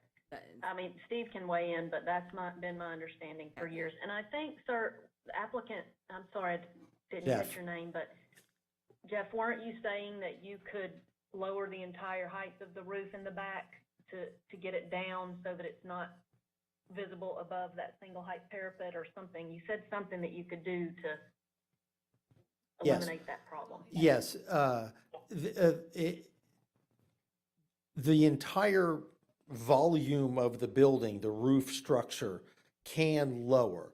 I will need to discuss that with the client, just because from a retail perspective, they're expecting a certain height at the edges of the building, and that then creates with the, a 4 and 12 is a very large pitch. It's a residential sized pitch, not so much commercial. So we could lower that. That said, whether we lower it or not wouldn't matter, because wherever it ends up, we could do the single height parapet. And that's not a problem. And in fact, And you can raise, yes? and you could raise it a little bit from where the lower height of the parapet is right now. Yes, that is correct. And Yeah. in doing that, the further marriage of these pieces, as we turn the corner to then reduce the height that is increased because of the 4 and 12, we could begin a stepping down of that parapet, as we turn that corner, that then eventually becomes the water table. And that would, help with drainage. It would help with the cricketing behind that parapet wall until we get to a point that it is there. So that can be done easily enough and still maintain the original architecture and not require the deviation. About the what? Code. Oh, So the pitch of the roof, the minimum pitch that you can have is 4 and 12. Right. And what about flat roof? Flat roof. You can with a continuous parapet. it's a continuous parapet. That's what it becomes. And so Yep. if we're building a metal building because that's the desire of the client, then you lose that option.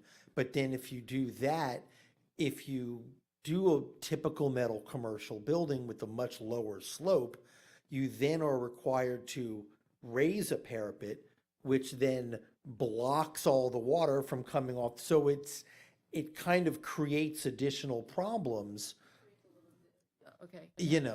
so, it's, choose your poison. My point was, 4 and 12, and then you have flat roofs, so, okay. Yeah. But I get it. Yeah. Yeah, I understand it all. Yeah, I mean, I suppose there's a part of me that wouldn't mind this whole thing being a standard steel structure, maybe even masonry. I mean, we could build But it, it's not cost effective. correct, You gotta be reasonable. And so Um, it's that wonderful marriage between that reasonable and the county code that is the fun challenge of what we do for a living. Right. That's why we have to be creative about it. I have a couple of questions. Yes. To change the subject from the roof, if we're ready to move on. And this may be for you or maybe for Mr. Jernigan. So on one of the site plan drawings, I am looking at a screen, believe a fence for the mechanical equipment that is behind or adjacent to the dumpster enclosure. Is that what I'm looking at? It only shows up on one drawing and not on other drawings. That's correct. That would be the fencing or the screening for the rooftop equipment that Okay. is not. Do we gonna be have there. any kind of elevations for that or any kind of understanding of what that material looks like? for the No, we fencing? didn't provide anything. With it being so far back and behind the building back there, it's not even really going to be visible at all anyway, so we didn't provide any. It's at grade. elevation. What type of material is that fence going to be? We can make it whatever pleases anybody. Typically, it would be, either wood or vinyl fencing, but Okay, and solid, not. that's okay. right. That's correct. Would it be the same material that you're using on your dumpster enclosure? Yes.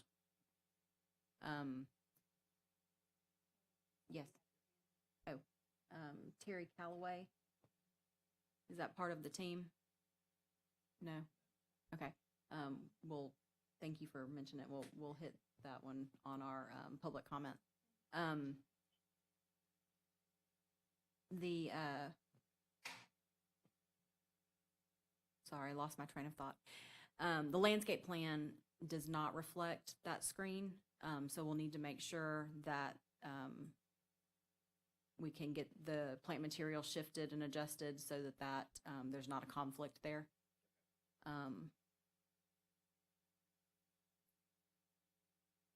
And I like that you have a solid 6-foot screen there, so we know it's not going to be visible. We just needed to make sure that we understood what that was and where it was and the materials Sure. for that one. Okay. I've got a question real quick. Are you done, Kelly? I am, yes. Mhm. So, architecture related, your construction drawing shows downspouts and gutters, but the renderings do not? Yeah, probably But not. but the downspouts are gonna be the same color as the base material? Okay, that was a question. Yeah. Okay. Those darn renderers. Ah, details. Well, everybody. Any more questions or discussion from the board? Okay, it looks like we do have one person from the audience that does want to speak. So we'll go ahead and let that person speak. Terry Calloway.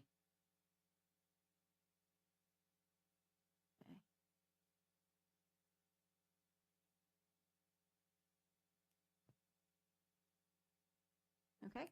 I think you're muted, Terry, if you want to go ahead and unmute and we'll take your comment.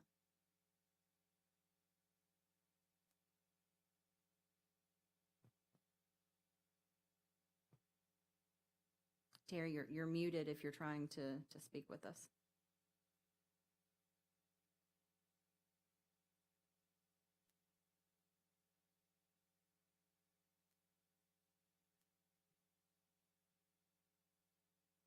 Karen, is there a way we can unmute, or is that just on her end? Okay. Yeah. Okay.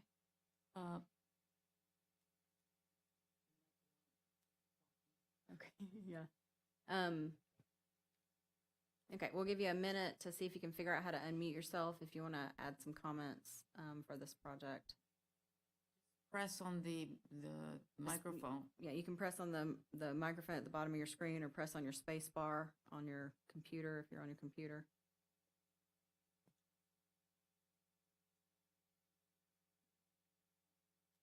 Okay, it doesn't look like that one's.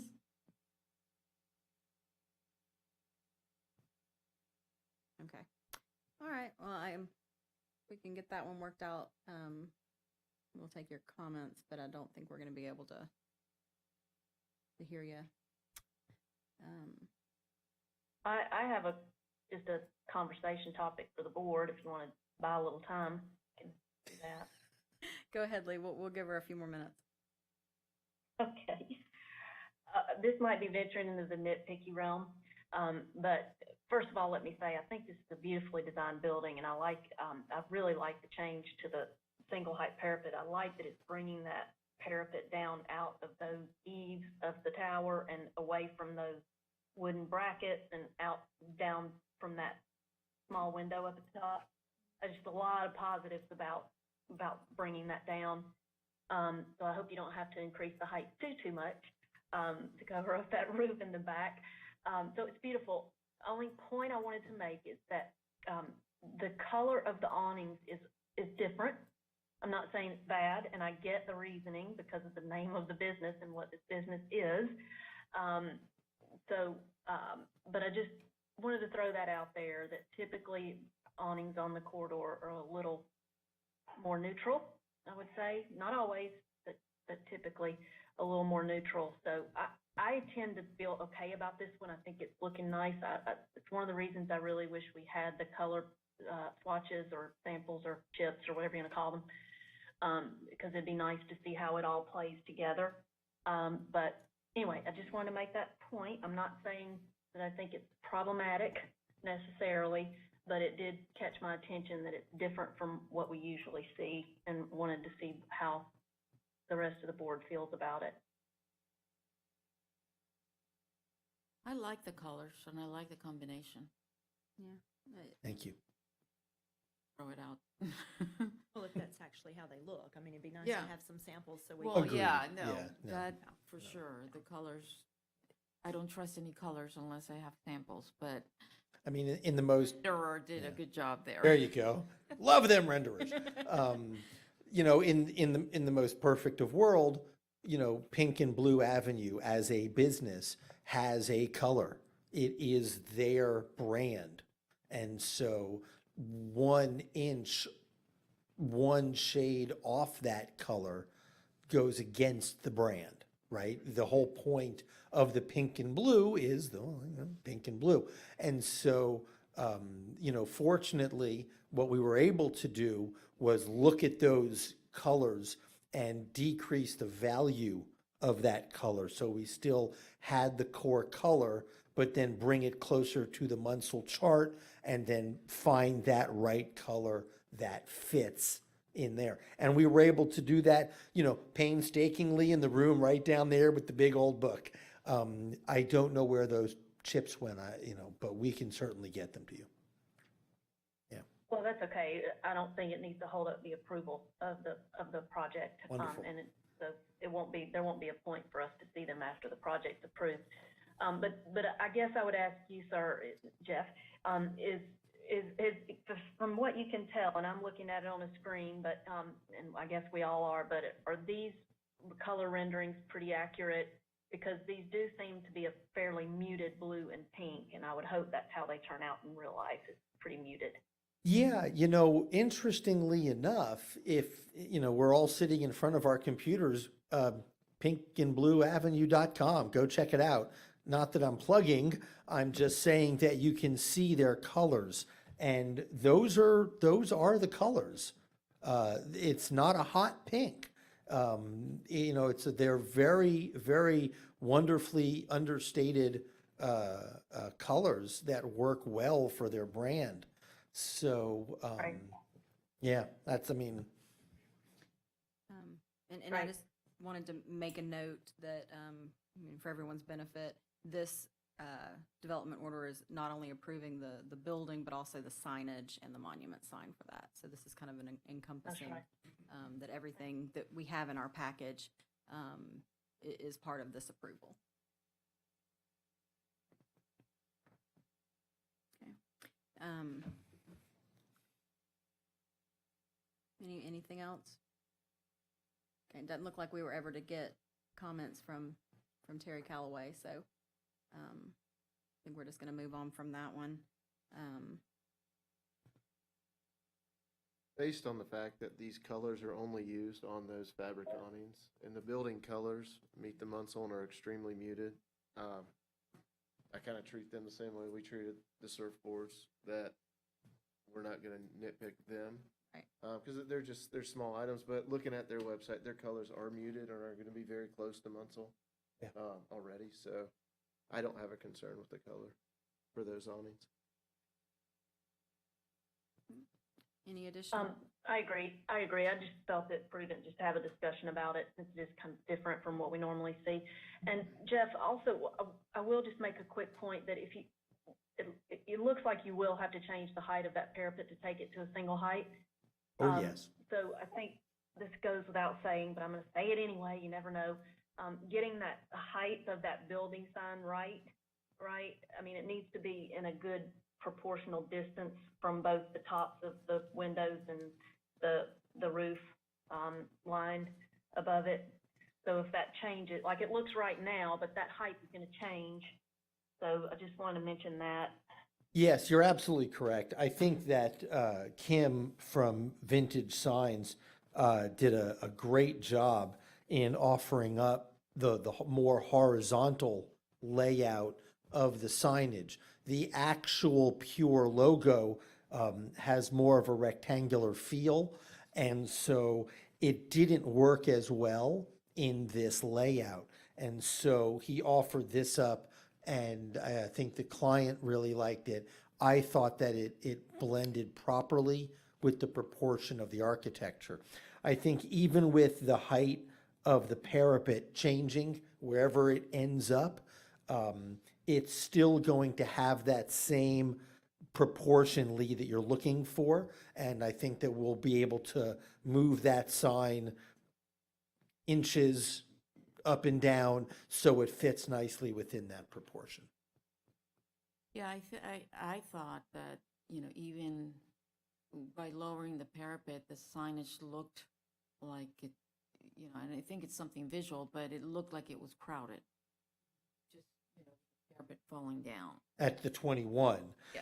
And so, yeah, when that parapet comes up, Exactly. which is to cover, and I have a feeling it's going to be a little bit of both, raise the bridge and lower the river. Right. So until we get that, that height right to cover a 4 and 12 pitch. Go ahead. Yes, so I think that we'll be able to easily modulate, the height of the awnings can go up 3 inches. It's not going to hurt anybody. We can create that right proportion so the sign isn't crowded as it might be here. And I think that, I hope that the way it works is that you have the crown, the top of the parapet in between the two windows. Yeah, I Looks don't. like that would be, It the is. I don't perfect- know that it's going to work that way simply just because of the 4 and 12. Right. It's funny, I should know this off the top of my head. The overall width of that building is, what is the overall width of, that throat is in the, it's in the 45-foot range. And so, Hope you can make it work. so 40, if it's 45 feet, it's 22 and a half feet at 4 and 12, that's 80 inches. That's somewhere in the neighborhood of 6 to 7 feet of rise. And so, it's just, we'll get close. That would be my only concern, Jeff, and I'm familiar with the work, and I know you can get that right, but I would want to, if we're gonna say, we're gonna let you go with a single parapet, that we know has to be raised X amount, I think we gotta put a cap on that, X amount. And since you're saying your applicant will be willing to drop the eave some amount, not the whole amount to get it under the single eave, so if we said, looking at your side elevation, it doesn't look like it's that far off. So if we could say that parapet could be raised up to 16 inches, From, its existing height. well, right now, it's sitting at 23. The flat level parapet that we all like is at 21. We had to raise it 2 feet in order to catch the clipped top of the ridge. So we could probably, We might, not only might we be able to raise it down, let's say a foot, and then maybe raise bottom of the whole thing, I could also maybe take the size of the 2 glass storefront windows on that second floor of the tower and just kick that up a notch and get that to, because I agree visually, it does want to sit in that zone. I think it So would make it, it's what we do, yeah. it would make it less crowded, because right now, the way it sits, it seems like it's crowding with the brackets, the wooden brackets. That's right. Yeah, I don't disagree. Okay.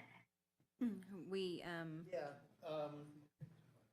Well, if y'all can see, the earlier rendering, that's the rendering.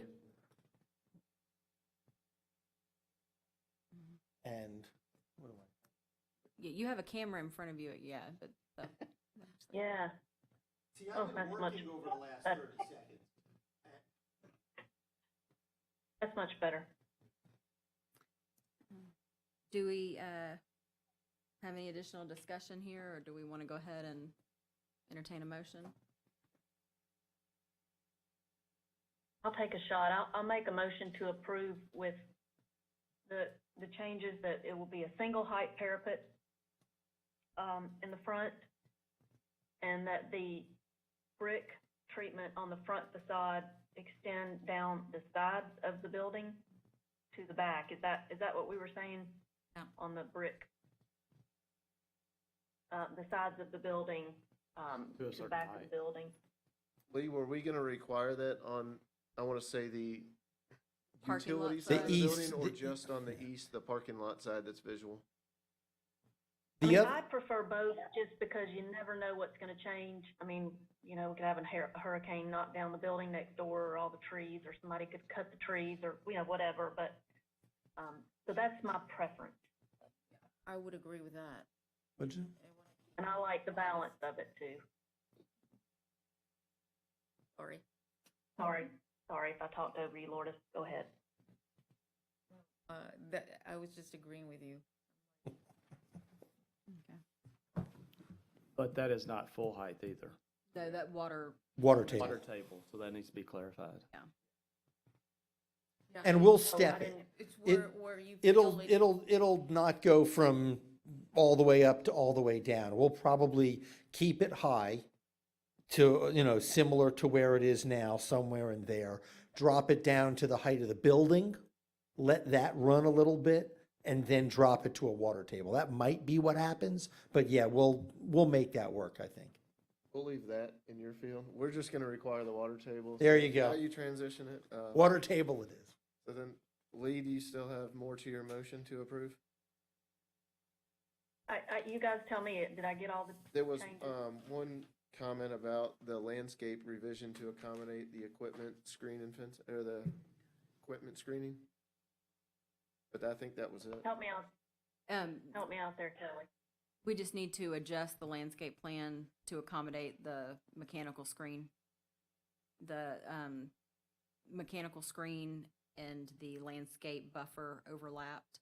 And Patrick did not have the fence shown on his landscape plan. So he'll just need to make sure his plant material gets shifted over to accommodate the screen fence. Is Karen there? Is that, So for Pretty- simplicity purposes, that the landscape will be adjusted to accommodate the screen, mechanical screen. all right, it's a team effort on the motion. I second.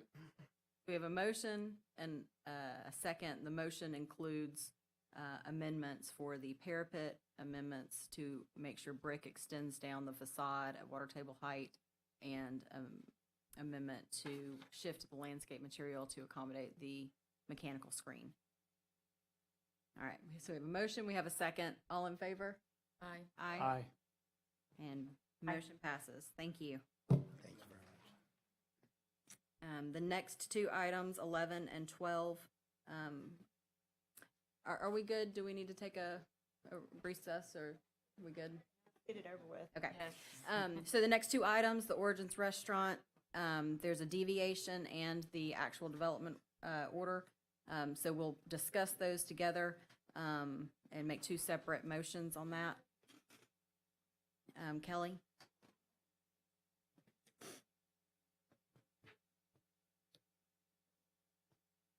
This application comes to us from Robert Carroll with McNeil Carroll Engineering Incorporated.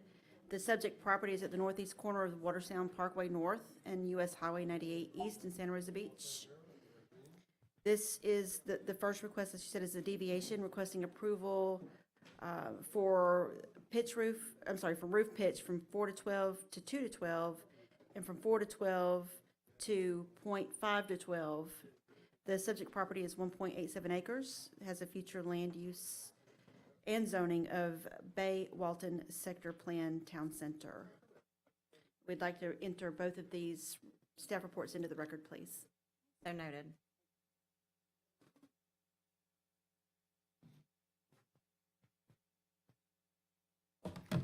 Good evening, everyone. My name is Michael Crawford. I'm with Caldwell Associates Architects. First of all, I'd like to thank you for your service going into the evening. I sit on or sat for 10 years on the Pensacola Historic Architectural Review Board, so I appreciate the discussion. I'll hand the samples, physical samples. Thank you. Absolutely. I'd like to apologize first for the scale of the location plan, but as you can see from your materials,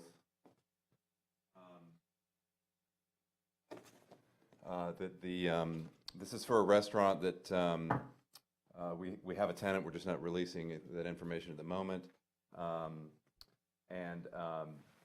The restaurant is located right at the entrance to Water Sound, overlooking the water, a really wonderful site. It's a very small-scale building relative to the other size of the buildings within the development, which include the town center with the Publix, and the farmers market as well. The architecture of that was developed in master plan originally by Lake Flato out of Texas. Really good architecture and urban design firm. And so the architectural character has a little bit more of an adaptation to the character of the buildings in that neighborhood, which is certainly heavily tied to the coastal vernacular of Walton County and all of the Gulf Coast, with a little bit more contemporary elements along with it. The building is, I'll use this as my site. The restaurant is not oriented straight on with 98, but kind of at a 45. So it has a, given the building mass and kind of highly articulated building mass, we'll have a really good presence on 98 despite its size, or despite its scale, because of the shadow lines that are created. And we kind of played with the building form, roofs and dormers, and screened-in porch, which will be for eating as well, that wraps the front corner. I think the discussion that we had on the last item was a great preface to this about following the rules and with parapets and roof slopes, and also getting what intuitively I think you see as a either a good solution or not as good solution. When we got the feedback initially from TRC related to the roof slopes, which is this one here, the porch element, very, very commonly seen as a lower slope than the main roof. We tested raising that roof to a 4 and 12 slope and thought that the results weren't as good, of course, because they blocked the clear story, or start to block the clear story. And so you have to kind of back up to what that baseline of those decisions and those rules were meant to protect. And it's fairly obvious back 25 years ago, whenever they're created, they're meant to protect you from having basic boxes. The parrots have to have at least a couple movements to it, which again, I was glad to hear the discussion with the previous item, that towers and that shape was something that's clearly more of an articulation and a better articulation than just bumping a roof up and down. So this building, the two conditions were this roof slope here, which is the porch, wraparound porch, starting here on this side, and the flat roof element, which is at the front, right here. Flat roof up here, tall enough, taller than that. The flat roof element is for the entrance here. That's envisioned to have signage across the front. We'll submit the signage later. The tenant is in place, as I said, but they're wanting to work out some final details. And at that front, there's a pickup window here, which is very popular at their current location. As I mentioned, the colors are, it was tricky to find Munsell matches, but we were able to find them, which were also submitted and Tim verified. A little bit more earth tones in Origins, and these are also, I kind of pulled up the health clinic that Sacred Heart did too, that had some golds and grays and browns that are a little more of the nature-oriented and natural colors versus more of the pastels that I think the original Munsell colors were more akin to. In fact, we also, one of the comments was to raise the parapet here to meet the minimum parapet requirements, which we did, and we were okay with that. Actually, I think it looked better a little bit lower. It's now a 6-foot parapet. It definitely blocks all the mechanical equipment, which is good. The old height did as well. Well, there's the mechanical equipment up here, but in terms of the overall form of the building, this is the dining area, that's the entrance, this is the wraparound porch, and then this is, of course, the kitchen. At the back of the kitchen, rather than just terminate the building with a service area, we kind of created a little tower that faces the entrance to, when you pull into Water Sound Origins, there's probably going to be a signage associated with that. that sits up here somewhere. But we'll submit that all separately. But try to just make a strong architectural statement for this, prominent location, a scale that, and a style of architecture that blends not only with Walton County, but with the neighborhood itself. Just have a fun design that I think is going to be a really good addition to the development. So with that, I will leave for questions. Jason, did you have anything to add to? Okay, great. Thank you. Any questions of the applicant? And remember, this is in 2 items. We'll probably talk about them together, but we'll take separate action for the roof pitch and then for the overall site plan, which is your next item on the agenda. I hate to be predictable, but since we're talking about both items together, I know you referenced the rooftop equipment. I just want to be certain. I noticed that on the site or on the plans, it says that the rooftop equipment will not be visible from US 98. But that code was changed a few years ago that it can't be visible from any direction. So it looks like it won't be, but I just want to make sure that that's clear and that that's the case. I know that from personal experience from the last time I was in front of this board, which was about 2 or 3 years ago, where we had to add parapets for that. So the project architect working with me didn't know that little nuance, so I corrected him before I came to this meeting. So yes, all 4 sides are the same height, and they are going to screen it on all 4 sides. Right. And I would like to just kind of clarify a note for everyone else that you mentioned a pickup window, but that is a pedestrian window. That is correct. The site plan, I actually love the site plan. The building sits back away from the parking lot and is surrounded with landscape and a nice entry walk up to that building, and then overlooking the water. So it's a lovely site plan and kind of creates that circulation for the vehicular use in the parking lot and kind of separates that, and is very well screened and lush with landscaping. So there's just wanted to make that point of clarification that we are not talking about a drive-through of any Thank sort.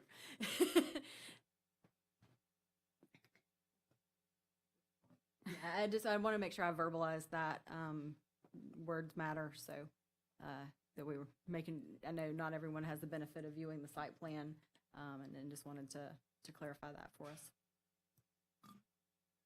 And I didn't mention, but all the exterior materials are what you've seen on tens of thousands of buildings here with cement board siding, metal roof, storefront aluminum windows. Yeah. Any other questions or discussion points? No. I compliment the design. I think the siding of it on the lake there with the angle, nice. The landscaping's beautiful. Even the dumpster is well set back from the parking lot and well shielded. Yeah. With nice landscaping around it. From discussions earlier, you heard, and we've dealt with these additive roof elements in the past. And I agree. The code is meant to avoid the box. Clearly, that's not an issue here. Your porch, your wraparound porch is following old Florida tradition, the 3-on-12 pitch, and the flat roof almost like an extended awning. I have no problem with any of the roof height elements on this building. Agreed. Thanks. Yep. So thank you. If we want to go ahead and invite, is there any additional comments from the public? Want to speak to it? I'm not seeing any hands. I just want to comment on Go ahead.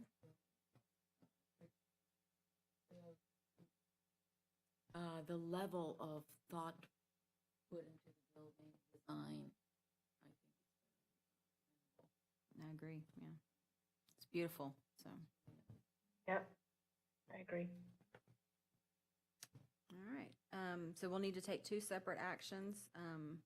We'll need a motion for item 11, which is the roof pitch deviation, And then we'll need a separate motion for the project as a whole. Motion to approve. I don't, Lee, you want to be, I'll second Okay. Lee's approval. is that for the deviation, number 11, Lee? Yes. Okay. So we have a motion and a second. All in favor? Aye. Aye. Okay, motion passes. And for item 12, do we have action? Motion? Okay, motion and a second. All in favor? Aye. Aye. And motion passes. Thank you very much. Thank Move- you. Samples. Yep, and please pick up your samples. Thank you Right for, here. thank you for bringing those. We Thanks. appreciate that.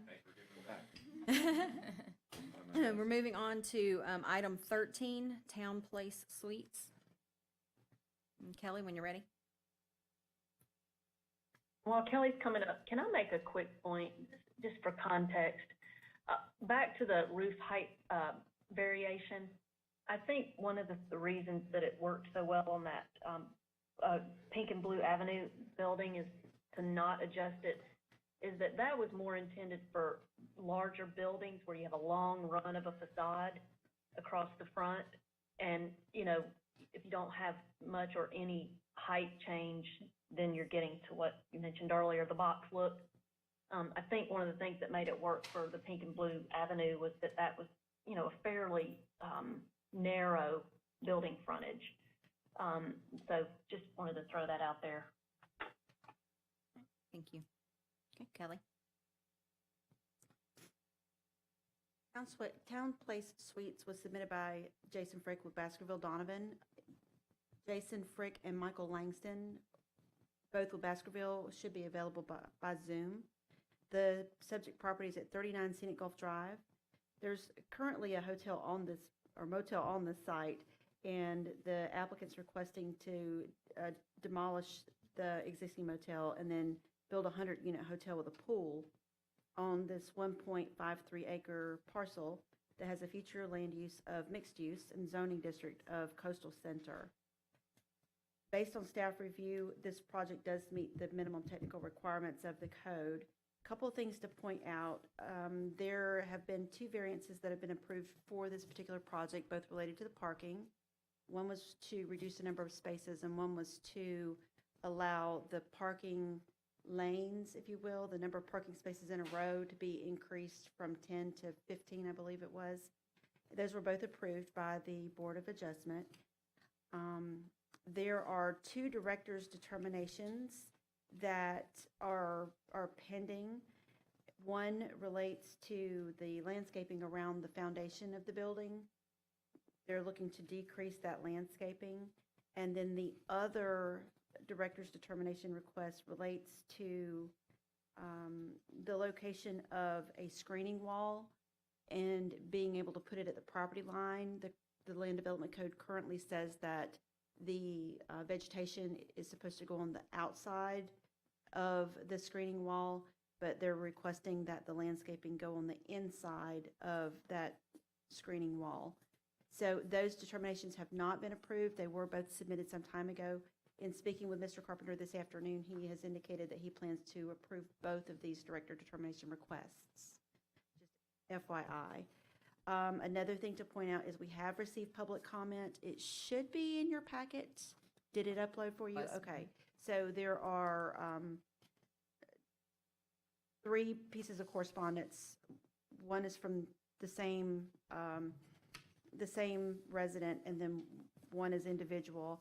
And then I do believe that there are some folks here in the audience that are wanting to speak on the request. So requesting to add the staff report into record, and that does include, I'm just assuming, Karen, that that'll include those public comments. Okay. So Thank noted. you. Thank you. Okay.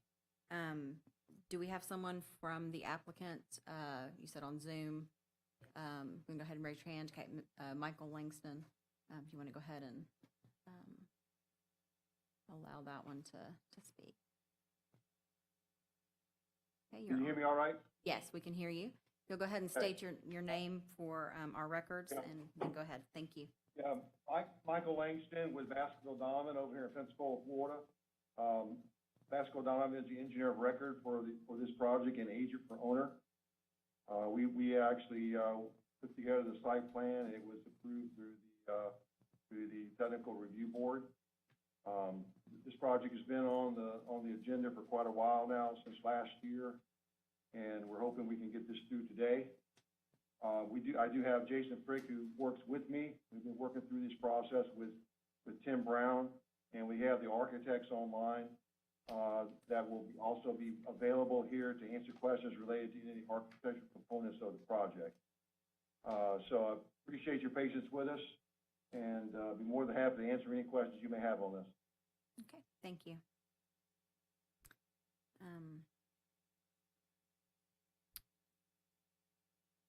We'll go ahead and hear from the members of the audience that are here.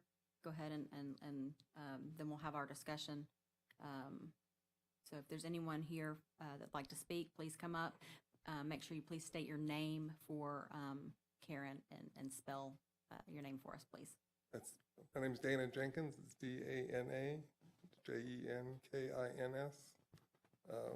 My wife Kathleen and I are property owners of the property right behind this hotel. We have some other concerns, but what I want to talk about today was the dumpster.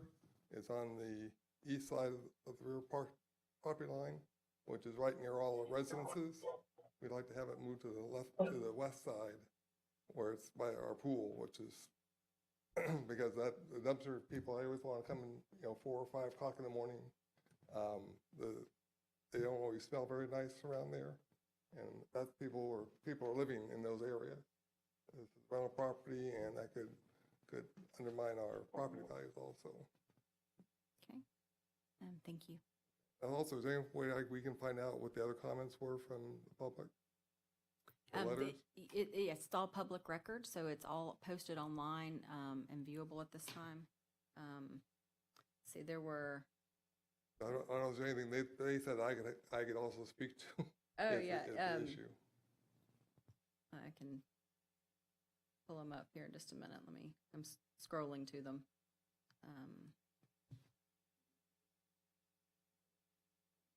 I mean, what we just asked for now. There's not a real good place to move that dumpster. Mr. Langston, can you please mute yourself? Or Karen, can we mute Mr. Langston? The first one was the concern over parking. That's what the first letter was stating, is that. I was listening on the Zoom a year ago when they were talking about reducing the amount of parking. What we were saying as homeowners was different than what was discussed at the board meeting. They were talking about 92 parking spaces, and they went up to 108 parking spaces, and who knows what. Anyway, they got approval to go down to 1 parking space per room. And at that time, there was going to be more rooms in the building. I thought last year it was only going to be a 4-story building. Now it's going to be a 5-story building. Yeah, so the code sets a parking ratio based off of the rooms. Right, I understand. And there was at 1.1, and the 1.1 car parking spot for every room. And that was reduced at the Board of Zoning Appeals down to 1, so it is a 1-to-1.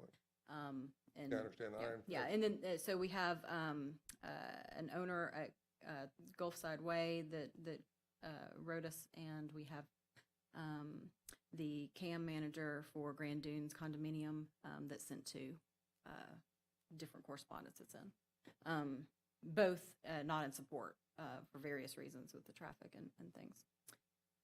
So is there any additional comments you want to add? Not this time. There might be some later on. Thank you. Is there anyone else wanting to speak here? Okay.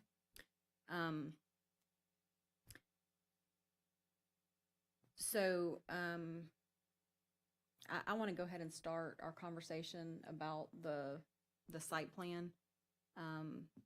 There are a couple of things I think that are very nuanced about the director's determinations that I want to discuss with you guys and kind of bring attention to.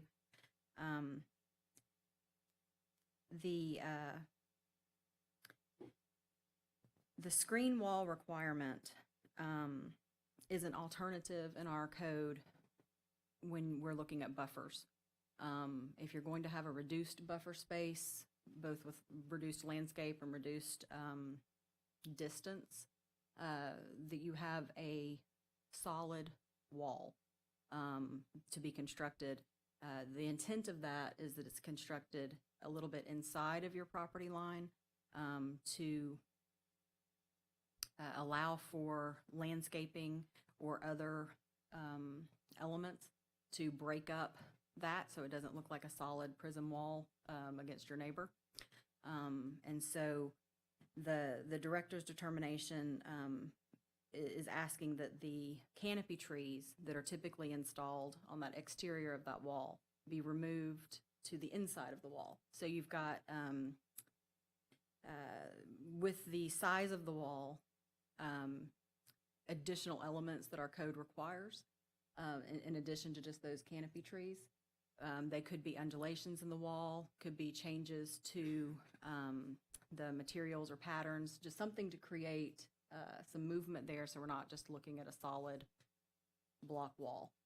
And so my feeling on it is if we're relocating the canopy trees from the exterior of that wall to the interior of the wall, that the onus is really on the developer to demonstrate that they are providing a nice wall, that there's undulation to it, that there's some design elements that help break that space up, since we are losing the landscape element to that.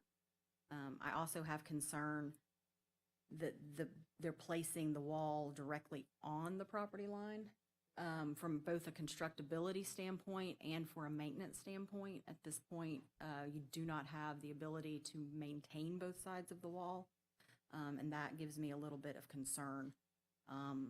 Also, I want to note that we don't have elevations of the wall in our packet. So one of my questions to the applicant is to provide us with description, and I would like to see elevations to understand what we're actually presenting to the outside of the property. And I just want to make a note to you guys that the screen wall is being provided on 3 sides of the property, and only 2 sides are being used. The screen wall method is being used as part of that buffering, so only 2 of those sides of the wall have landscaping. The 3rd wall, which is not being used as a buffer, it's just being installed, I guess, for continuity on the site, does not have any landscaping associated with it at all. So that's my 2 cents on that. And the request for the foundation plantings, the code request that if you have a building of a certain type, which this meets, that 50% of your length of your building, your facade, presentation to the street and the parking lot, has a landscape bed of 5 feet in width for 50% of your frontage. There is some flexibility in the code. You can provide an alternative for the director's consideration. What they're providing, in some sections, they're reducing the distance of that landscape planter from 5 feet to 3 feet. And in some places, they're increasing that planter from 5 feet to 8 feet. So there is some undulation there, and you can kind of see that on the plan. But at the end of the day, you've got a very large parking lot with less landscape islands than we typically see, and less vegetation around the building than we typically see. And so I just wanted to make sure you understood what those requests are and how that affects the site plan, how that changes it. Oh, and sorry, going back to the screen wall. The requirement is for canopy trees to be along at a certain interval along the screen wall. What's being provided on the landscape plan are palm trees, cabbage palm, which does not technically meet a canopy tree requirement for our code. We changed that a few years ago. Previously, some palms we did allow to meet that. But one of the reasons that we changed that was because when we're talking about canopy trees, in most cases, we're talking about the shade that creates and the visual texture that creates. And so I don't know if there is a request associated with that director's determination to allow the palm trees instead of an actual canopy tree. But given the space that is provided for the trees, it's going to be tough to get a canopy tree in there. Palm trees, as I'm sure most of you know, have a very shallow and very small root system, and that's not an issue at all to place them close to walls or close to parking lots. So I guess to the applicant, I've got several concerns about those elements specifically, and then I'm sure there's some additional questions with the site plan and the building itself, but I don't know which, we have Michael Harper, is Mr. Langston, is he part of the team that to speak on that one? Yes, Michael Harper is part of the team, and he is here now. Okay, Mr. Harper? Good evening. Can you hear me? Yes. Yeah, thanks for the time this evening. I'll kind of touch base on both of those directives first. The screen wall around the property. We have designed the screening wall. We certainly provide an elevation. It goes every 20 feet. It kind of goes in and out. When it comes in from the property line, it actually changes from a rough split face block to a smooth split face block with some kind of metal fencing on the top of it. The reason we requested the canopy trees be on the inside versus the outside is on the east side and the west side of the property, which is residential, they have a 6-foot wood privacy fence that basically goes all the way along this property.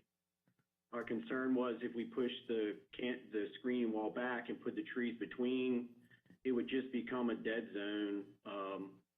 No way to even get water in there or maintain either one of the elements.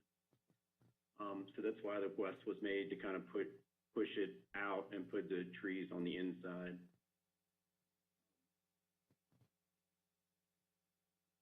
As far as the foundation request, we're short about 70 linear feet. We try to make it up the best we can. We're definitely willing to add maybe some planters on some sidewalk areas here or there, just trying not to reduce the sidewalk as much as possible.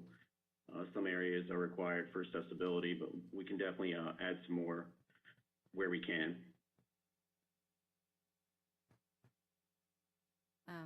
Any opinion or comment about the palm trees versus canopy trees or the landscape material? I'm not 100% sure on that. We went back and forth with Tim. I thought we had gotten rid of all the palm trees. That's what's showing up on my plan. So if that has been amended to a different material, is it a sable palm? Is that what's showing up on your plan? it is. Well, let me double check. Yeah, I'm not sure. We went through about 5 landscape plans with Tim to make sure we had every tree, and we actually got on the phone with him, so I'm surprised that, we basically just pulled from the list. Let me look at the stamp date on this one. Hang on.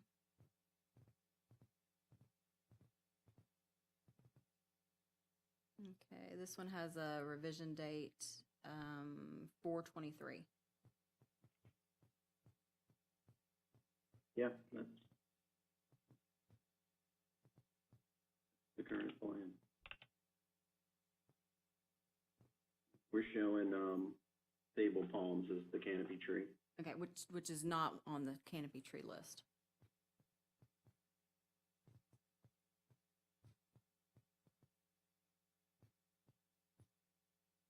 we can certainly update that.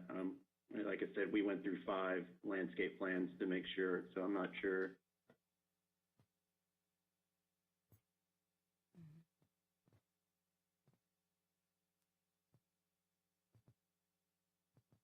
It is Mike Langston. I do want to make one statement on that issue. If you went out to the site today, you'll see there are canopy trees, but almost the entire perimeter of the property has sable palms currently. So we were trying to preserve as much as we could out there and reuse those plants instead of bringing in new ones along the highway there.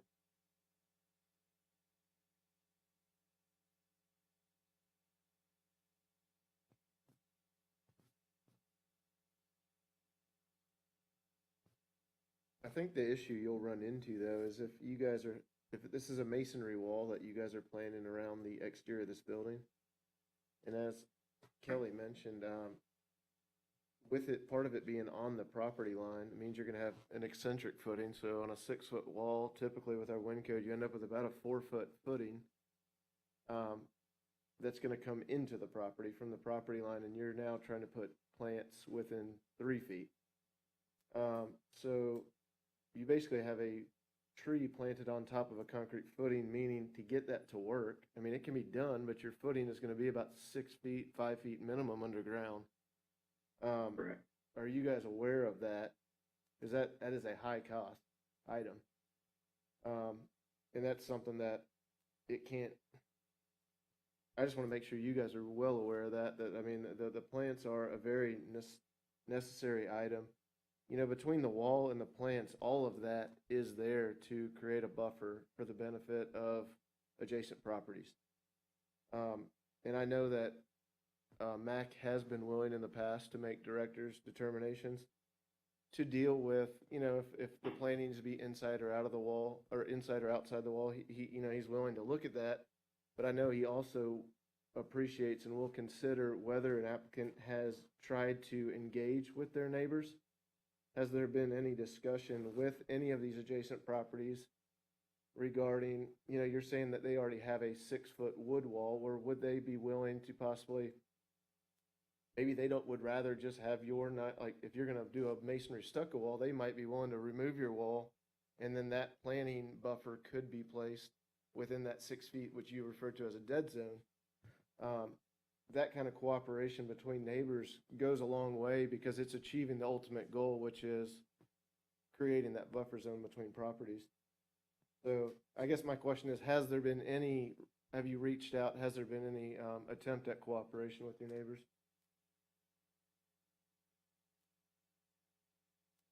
And this is Mike Langston. No, we have not reached out to the adjacent neighbors. We did have discussions with Tim Brown on this exact issue, and he was aware and actually made the suggestion to do it the way we're doing it because of that dead zone, that there had been a project recently approved under the same scenario, and it was allowed at that time to build a wall similar to what we have here. I'm aware of that, and the reason that approval was given is that applicant, that owner met with the developer building the residential development behind that commercial property, and the two of them came up with a agreed-to plan of how to deal with that. So they had both parties going forward when that was granted. So that's why I'm saying I think that has a lot of weight on this allowance that can be given. But I think it is very important that happens, because what you're asking, you know, the buffer zone is to soften the hardship on an adjacent owner. Taking out 10 feet of landscape and putting a wall right on their property line, is really changing that. You're taking away something soft and putting a very hard structure there. And a large canopy tree can help that, but like as Kelly had stated, a sable palm technically isn't a canopy tree. In that situation, we're typically looking for a live oak or something similar to that that's going to reach out over the wall and create that softness that you're not necessarily going to get from palm trees. I'm going to add a couple of things real quick. Are you done, Jonathan? I'm done, yeah. With the 0 lot line wall, there becomes a maintenance issue, obviously, to the other side, like you said, Kelly. I don't guess you guys have spoken to the adjacent neighbors about easements of sorts for construction-related issues. That's something to consider. I don't really like the 6-foot dead zone because I think it's going to become a nuisance. It allows people to hang out in a dead zone. I mean, and how tall is the wall again? It's a 6-foot wall. 6-foot wall? For the, Okay. yeah, for the code. Yeah. And I agree with what Jonathan said with the footing and stuff. I mean, that's just going to be an issue. It sounds like it's going to be an issue down the road. This is Mike Harper. I'm not aware of any conversations with ownership and the adjacent properties, but I do see the value in that. And as you sit here and talk, it could be that there is something that's worked out and there's one wall there instead of the wood fence and a wall. There could be just one wall that's kind of constructed and some landscaping to kind of soften both ways. I just think there's a strong option for a kind of give and take in that scenario, because you guys would be asking basically you're asking the homeowners to accept a wall on the property line. But they may be willing to take down their wood fence. I don't know what kind of state of repair it's in, but obviously wood fence requires maintenance, and they might be able to be happy to give up that maintenance if you were to offer to landscape that 6 feet. I understand I'm asking you to landscape out outside of your property, but it is to the benefit of both properties, and it would also, you've asked for a lot of concessions on reducing landscape, so that would be something I think would have some weight in offsetting those basically variances that you're requesting to the landscape requirement. To the public comment regarding the dumpster location, is there an option to put it in that southwest corner where you would pull straight due south into that dumpster?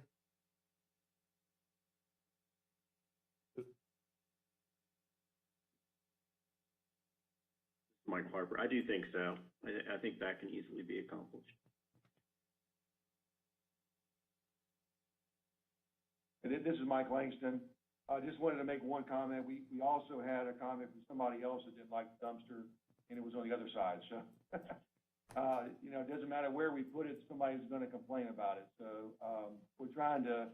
It is screened, it is landscaped around, so we're trying to find a reasonable location for that dumpster. And over there, where we show it now is a good location. We can take another look at it and see if there's some other way that may be appealing to everybody.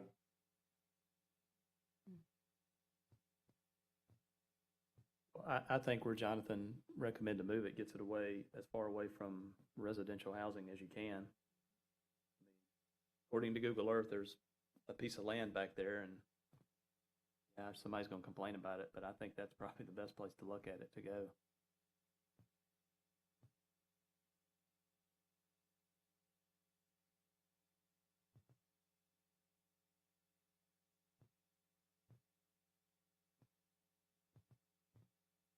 Certainly can move it to I think we can work with that.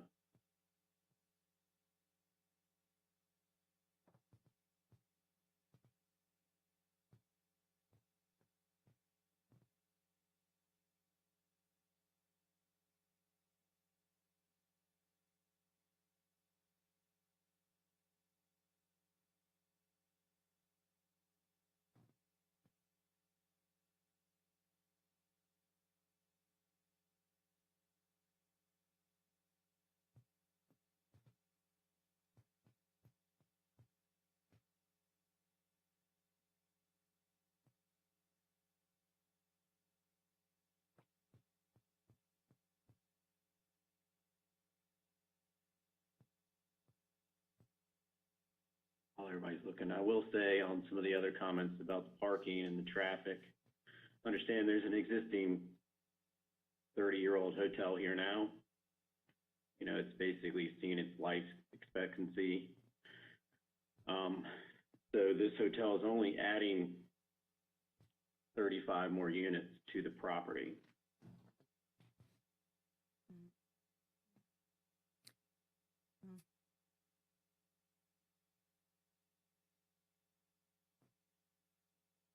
No, to the request for the parking that was approved by the BZA, I know, in working with a lot of, commercial,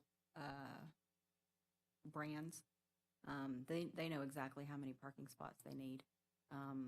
They know exactly what is typical at most of their establishments and in different locations. And they, in general, have it down to a pretty good science. Reducing the parking from 1.1 down to 1, to me, does not have any heartburn, specifically because I know I know parking ratios and I know commercial lanes, planning, and that it feels like that would be a comfortable sweet spot, and I'm going to go a little bit further to say that probably wouldn't be in the benefit of the hotel brand to ask for something that they knew didn't work for them in their business model. So I have a comfort level with that piece of it. What I don't have a comfort level with is the removal of some of the landscaping to kind of help make a parking lot not feel so stark, especially on the side of the building that literally has no landscaping, has one island on that run. There's no perimeter landscaping because of the screen wall, and it feels very stark on that side to me. So I wish there was an alternative that provided a little bit more softening on that side of the building, both for the building, both for heat island effect on that parking lot, just something that was a little bit more palatable there. And landscaping is typically the easiest way to accomplish that. So I don't like that aspect of it. Agree.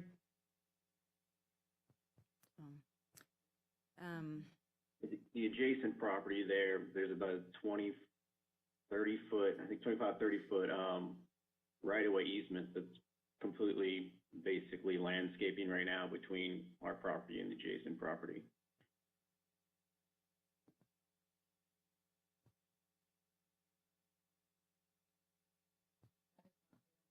Yeah, it's definitely not guaranteed, and it doesn't provide very much relief for the parking and walking in that area.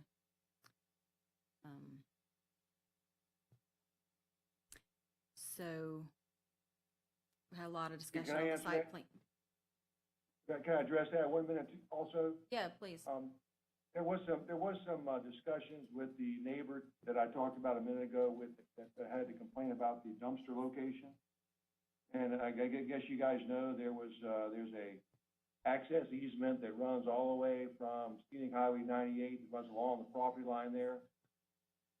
That has a sidewalk or a boardwalk and access down to the beach. And the owner of the property has talked to that resident, talked to that owner of those condos back there, and has agreed to allow this unit to access the property. His sole purpose was to maintain that access, so he didn't have the public walking down that route. That area between the bank and this property would remain landscaped for the sole purpose of him protecting his rights of the people using his right of way. Because there has been discussions and I guess some lawsuits about the public access to the beach, and this particular person owns that right of way. I think it's 20 foot wide, all the way from US 98 down to past beyond the property.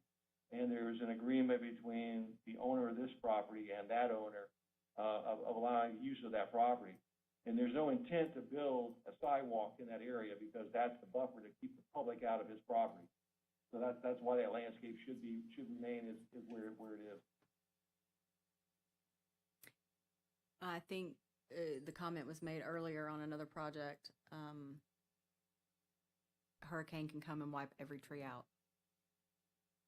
You know, vegetation isn't something that we can count on in the long term. I understand your rebuttal to that, and I understand the agreement that's made for the beach access at this time. But evaluating the site itself, that is a significant concern of mine for the reduction of the landscape in the area around the parking lot, and how that makes the site feel and look. So I do understand your rebuttal to it, but I don't know that that alleviates my concern. Would an agreement between the two owners with the maintenance of, or maybe maintain the existing landscaping, or if it got blown down by a hurricane, if there was some agreement on that instance to mitigate that and say, hey, if a hurricane comes through and blocks everything down, because this is a hotel, this is going to be a nice hotel, so they have an interest to keep everything straight. And so would that satisfy your concerns if there was an agreement between the two owners to ensure that strip of land stays landscaped? I mean, it's not their property, it's off-site. So to me, that doesn't necessarily change the conversation. But I do understand your position on the off-site landscape negating some of the negative effects. I just don't necessarily think that that's the best solution. So I'm just going to disagree. So we haven't discussed the building at all. We spent a lot of time on the site. I don't know if any of the comments or questions about the building are there.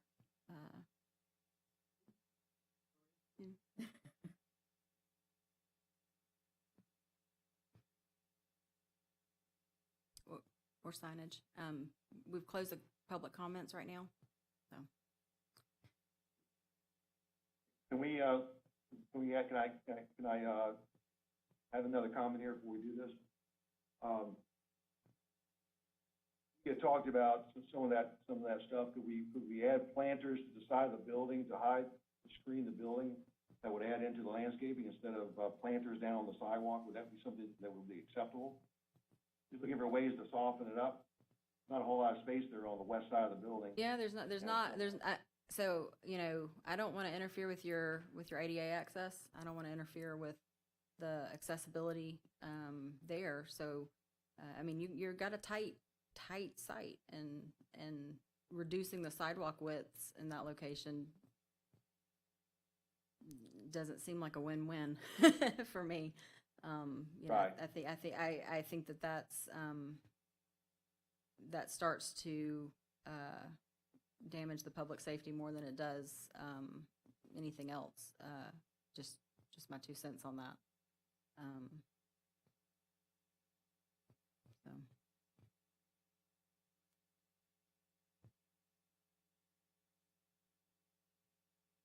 Not to say that any location that you don't have the opportunity to make an improvement like that wouldn't be welcomed, but I don't feel like that's something that I,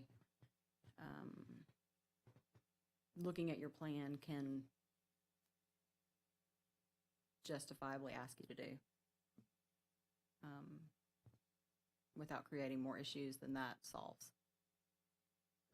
So, enhancing the landscape around the rest of the building would be the acceptable offset?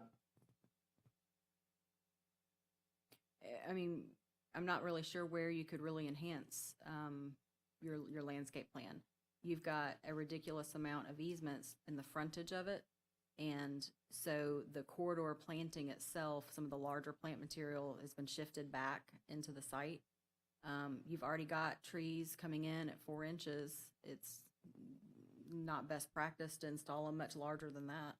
I mean, you've got, in the tiny green spaces that are there, you have adequate landscaping. You just don't have the room to put very much more. So if there's a solution to enhancing some of the other landscape material, I support that. But, that's just not something that I see easily. Did I understand correct, though, that the site wall on the west property line is not a requirement? Correct. It's about adjacency, because it's solving the adjacency, size and width of that buffer. And I didn't look up to see what the, if they didn't have a wall, what that Commercial would be. space adjacent to it, so the screen wall isn't required unless it's residential, or the buffer isn't required. The screen wall can be removed, but then I think the code now requires a continuous hedge because it's right adjacent to a parking lot. Correct, yeah. I guess that was my question, because right now, that with the undulating of that wall, portion of it is, right on your drive width. You've got a 24-foot drive that's, or 22, I guess, from the parking spot to that wall. And that wall is jogging in 2 feet, right? Correct? Or is that? Correct. It seems like you could soften that up. You had said earlier you wanted that wall, was there a reason you want that wall beyond, like going north from where you have your board or pedestrian parking, or the pedestrian crosswalk in the parking lot? Do you need that wall going north from that point? It was just kind of a continuation. It's just kind of making the site uniform. Like I said, once you remove it, then you got to do the continuous hedge all the way down. I think we could be open to it. It would add a little bit more landscape, the hedging would, to that side.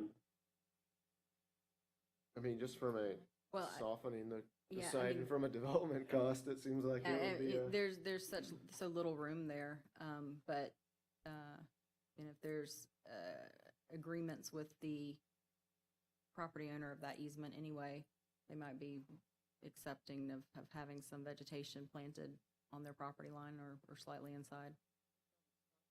It would help a lot on that Yeah, side. it I would be agree. much better than a wall.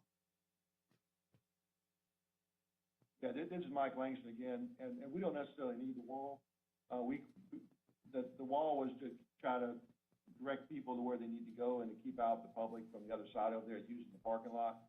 So if there was a concern about the wall on that side, then we would be agreeable to removing that wall and adding a shrub in there of some kind. The side is raised up a little bit for our stormwater, so we do have to consider, we'll have to still be curbing over there to hold the side in place. So that is one issue. Also, offset that even more, we could consider green pavers into the area to allow us to put down, some of those blocks that will allow the grass to grow through there. And so maybe you get a little bit more softening of the asphalt and have a more pervious surface. Just some things to offer out there. And also, if we maybe work at a deal with the guy there that owns that condo behind the property, that owns that land, to maybe enhance that landscaping, like you said.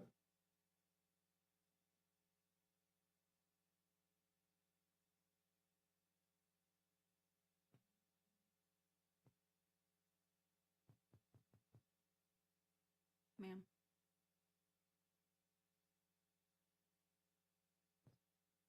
Okay.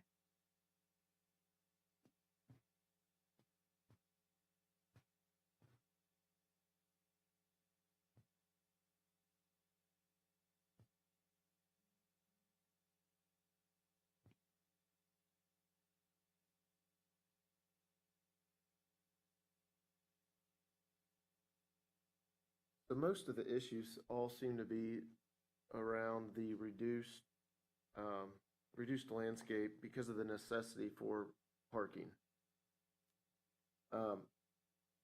On that ground level, you've got pool, which takes up space, and understand the necessity of that, being a hotel down here. You have a fire pit out front. I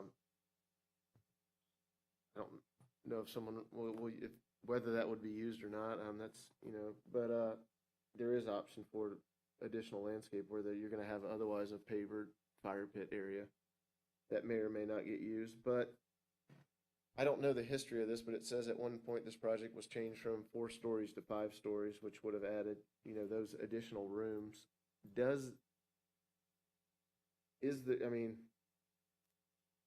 While maintaining your fire escape routes and everything, because obviously you're going to need them at either end, is there an option to reduce your rooms on that 5th level, offer some amenity to the public to move it from the ground level up to the roof? These rooftop spaces seem to be very popular right now anyway, but by doing so, you'd be able to reduce your parking count and incorporate some of these island requirements, the additional landscape, all of that within this parking, within the site, which would solve a whole lot of the concerns that seem to be surrounding this project. I don't know, has there been any discussion? Is that The property currently has 100 guest rooms, and the development is only viable at the minimum of 100 guest rooms.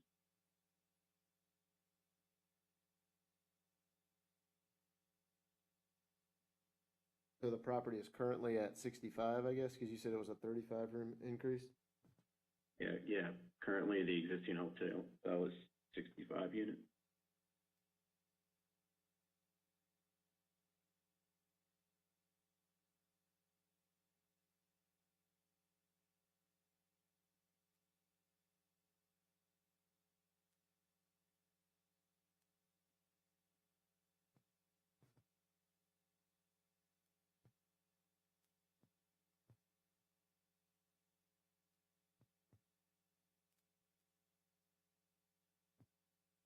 So, kind of an observation, it feels a little bit like trying to fit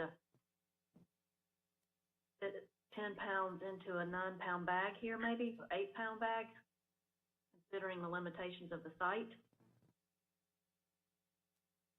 It is. I've said that before. So,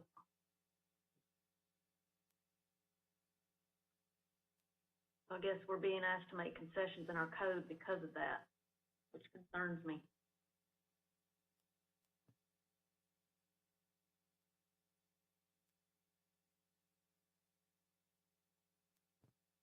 We have to take into account how many others are going to want to do the same thing once we concede.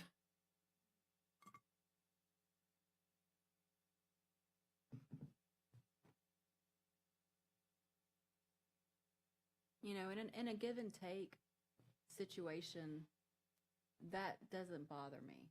If the give and take was that we want to have less landscape islands for the parking, a run of 15, which is a difference of 90 feet without a landscape island versus 135 feet without landscape island.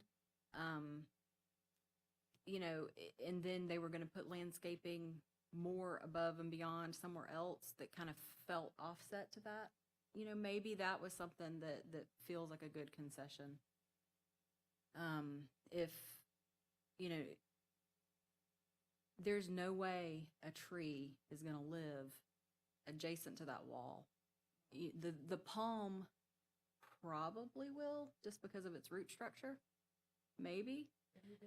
But you're not getting the shade, and you're not getting the benefits of having that canopy. Also, the footprint that, like Jonathan mentioned, you have a offset footprint. It's just I don't Canopy see. trees. I don't The see canopy wheels. tree is actually a longleaf pine. On the upper east side, it's labeled at the very top, and then there's some smaller palms throughout it.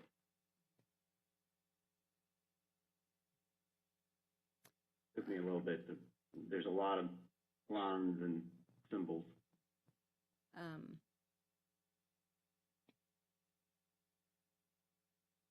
don't know that that'll live in that Right. small space.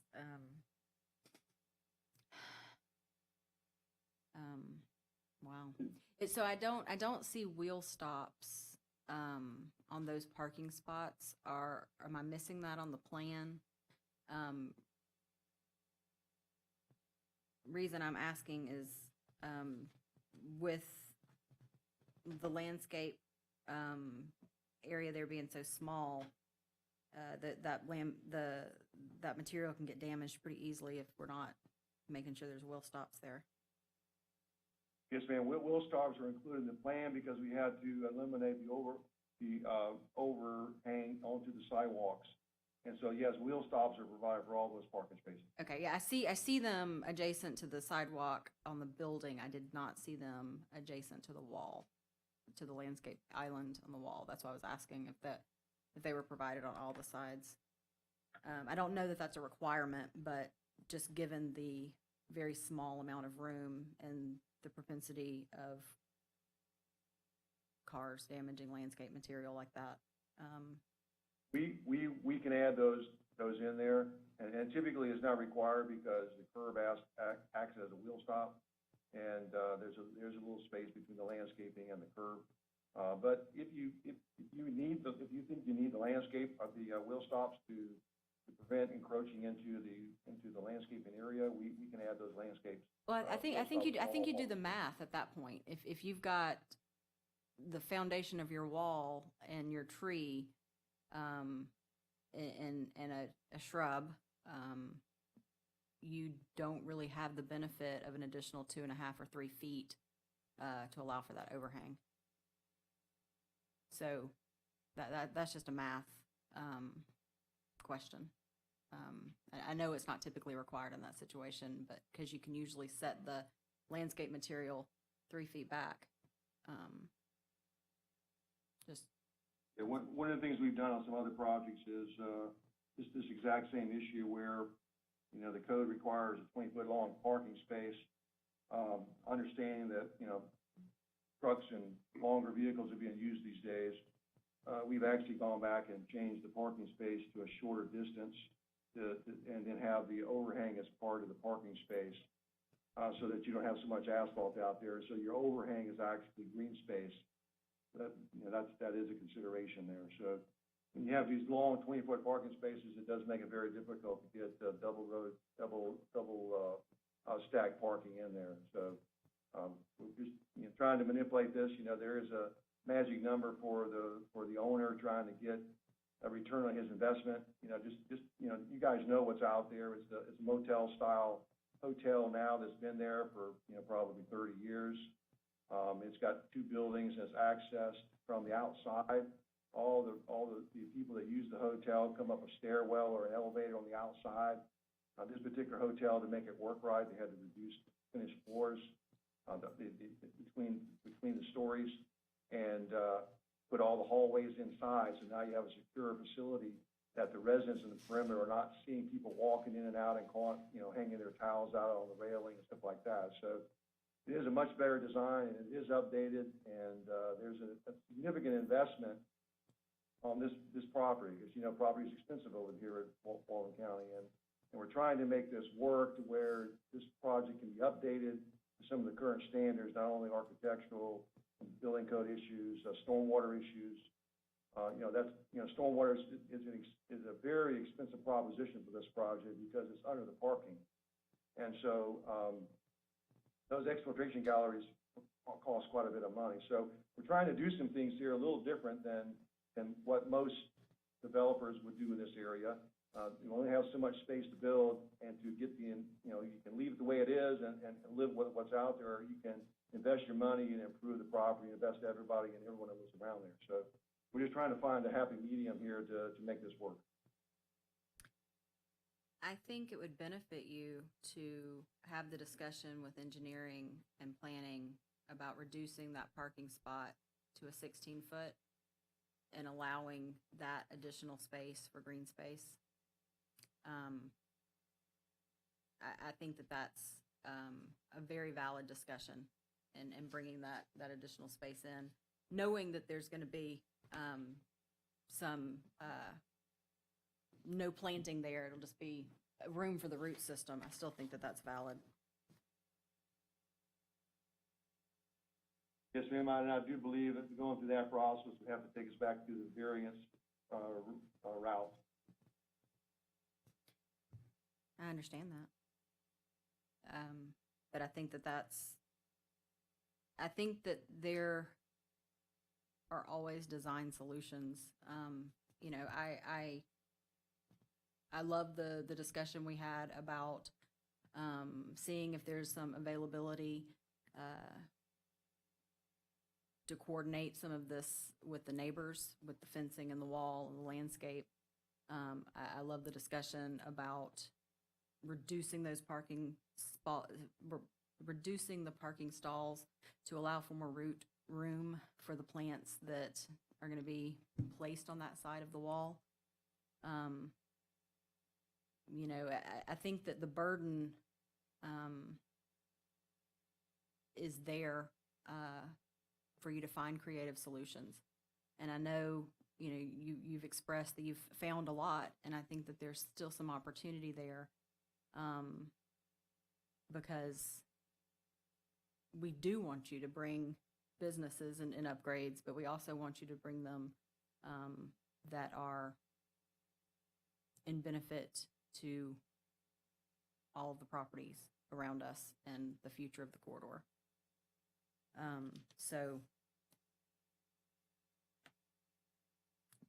I think that there's some room for continued evaluation there, in my opinion. Yes, ma'am, and I understand what you're saying. I think the process is frustrating to us. We've been trying to get this thing designed and through the process since last year. You know, we got transfer between planners. We had the COVID issue. We keep getting continuations. We went through the technical design board. We thought we had these issues worked out, and here we are back on the architecture review board, and we're still talking about technical issues. So I'm just trying to find a way to make this work. You know, the developers only got so much money to spend on something like this, and you know, and time is important to all of us. And so to have to go back through all these other iterations, this thing won't get built this year, just based on the meeting schedules for all the boards that you have to go through to get this thing approved. So we have been very open with the planner. We've talked about all these issues multiple times. And then now we get to this board and we still have issues that had been discussed for months now. But, you know, and I understand that you guys weren't involved with those decisions, but that's why we went the variance route right up front before we ever went down any path to see what we could physically do to make this a viable project. Here we are today, and I could just sense that your recommendation was to go back and make a continuance on this, to go ask us to do something else. So I'm pleading in any way we can get any kind of agreement tonight that we can have this thing move forward. And, you know, request that not only that, but you have the opportunity here to look at the actual building itself, so we don't have to go back through this process again. So, you know, I'm sitting on the engineer side over here trying to help direct traffic a little bit, and the process seems to be not real clear and kind of convoluted. So I'm trying to find a way to get it, make everybody happy, which isn't always going to happen, but at least get it to where it meets the code as much as we can, and still achieve achieves the goals of the owner. Madam Chairman, Yes, Steve. good evening. I'm interested in what additional information that the review board still needs to see prior to making its decision. It seems to me I've documented at least a couple of items which are essential for your final review. One being the actual elevations and design of the perimeter wall structure that's presented to the exterior of the lot. Did I hear that that's something that the board is going to need prior to making any decision on compliance? I feel like that's an important part for us to review. There, to be quite frank, I don't like to,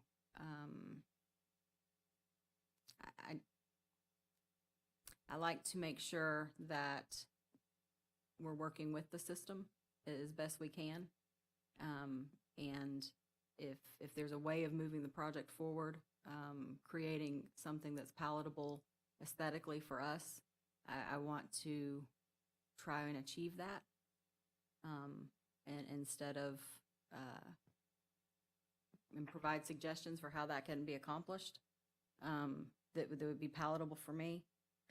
I don't know how my fellow board members feel, but, you know, I don't necessarily want to flat out deny a project if we can continue it and get a better project, at another meeting. So I'm feeling like that's kind of my wish. But if that's something that the applicant isn't willing or ready to express, then I don't know where to go from there. And we don't currently have a motion to take action on it. So Could I recommend that you, as part of this process right now, also do the plan review of the building itself, so that hurdle is passed? That we're not just talking about the sidewalk here, we're also talking about the building and all those architectural features related to that. We haven't had any discussion on that yet. you're correct. So we also look at the building itself and signage location, and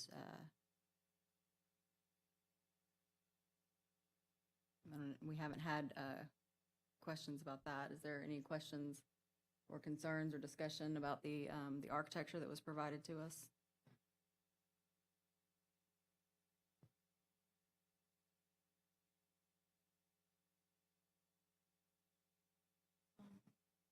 I have a question. How many materials do we have in this building?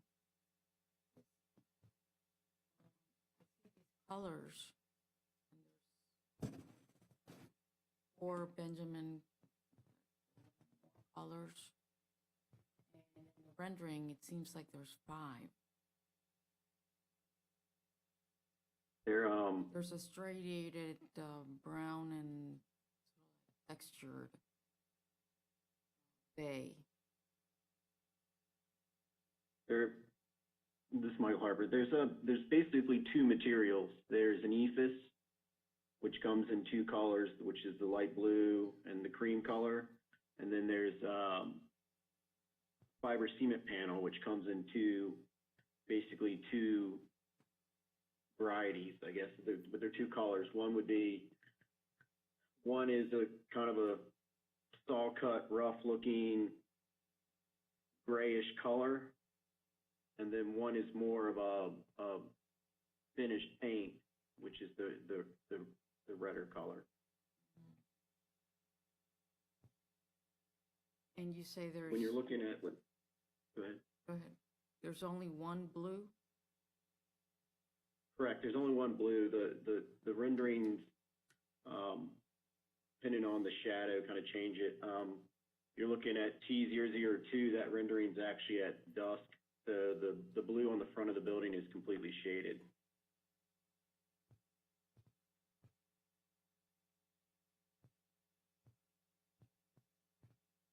Oh. So we provided one, the T001 is kind of the dusk rendering, so you could see the light accents at the top towards the architectural elements. And then T003 is the day rendering. On that night rendering, it looks like there's some illumination along the top of the facade. Is that an actual light strip there, or is that product of the rendering? No, there is actually a light. There's a light code right there that shines up towards the architectural fin at the top. And that's on all 4 of the locations where the architectural element comes up. Basically, the eaves are lit up from the bottom. Correct. Correct. We're trying to get away from that, actually. Yeah. Well, I just have this myriad blues, which are in the same plane, and that's what I don't understand. Well, during the daytime photo, it looks like it's more white. That lighter blue looks more white. Yeah, but there's a darker blue next to the lighter blue stripes on the building. Yeah, I think that's just Dark, light, shading. dark, and then the brown. But It's sir, Michael, you're saying that's just the shading? Yeah, on T003, there is a light blue, then a white, cream, and then another light blue. But the blue is the same color. There's only 2 paint colors. In that photo, that cream looks light blue. Is Yeah, that what you're talking about? I think it's just the rendering and the dusk effect. So. Shadow lines are. So I guess we're revisiting a discussion about the lighting, and the portion of our code that indicates that lighting and signage elements are not to be bringing attention to a property. And we had a very similar discussion about a restaurant having an LED light strip at the top of it a few meetings ago. And so I'm a little concerned about the lighting up of the top of that architecture. Does anyone have an opinion about accenting the accent lighting there and accent lighting architectural elements and the differences and how we feel about that? With the LED light strip, it seemed a very easy, cut and dry discussion. Yeah, I agree. I think this is a little different, but it really is going toward the same thing.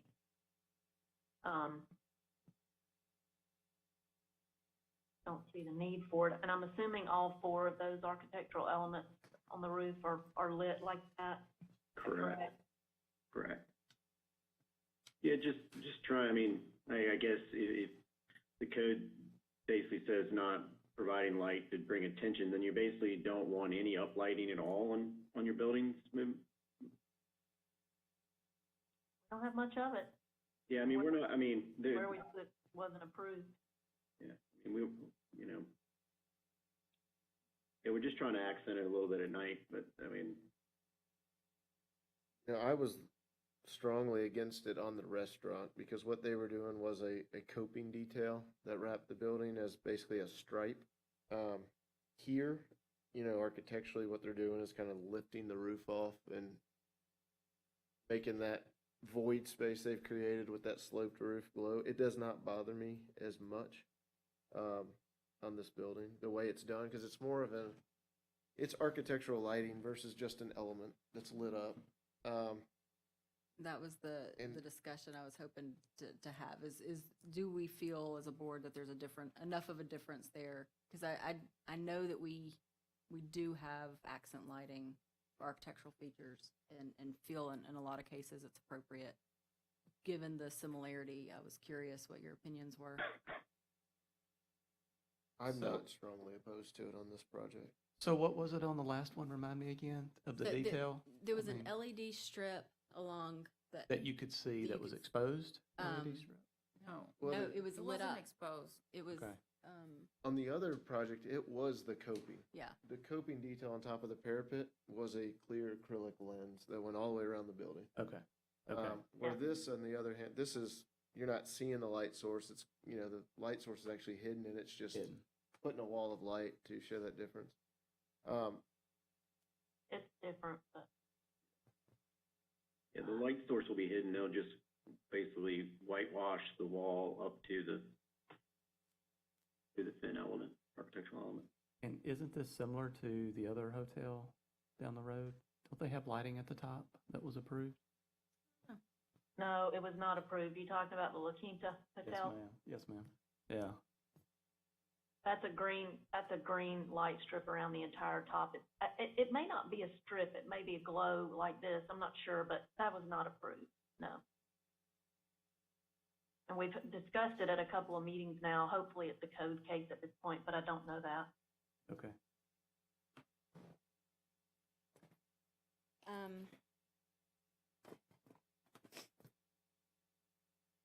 I know we've talked a lot about this project and some of the elements.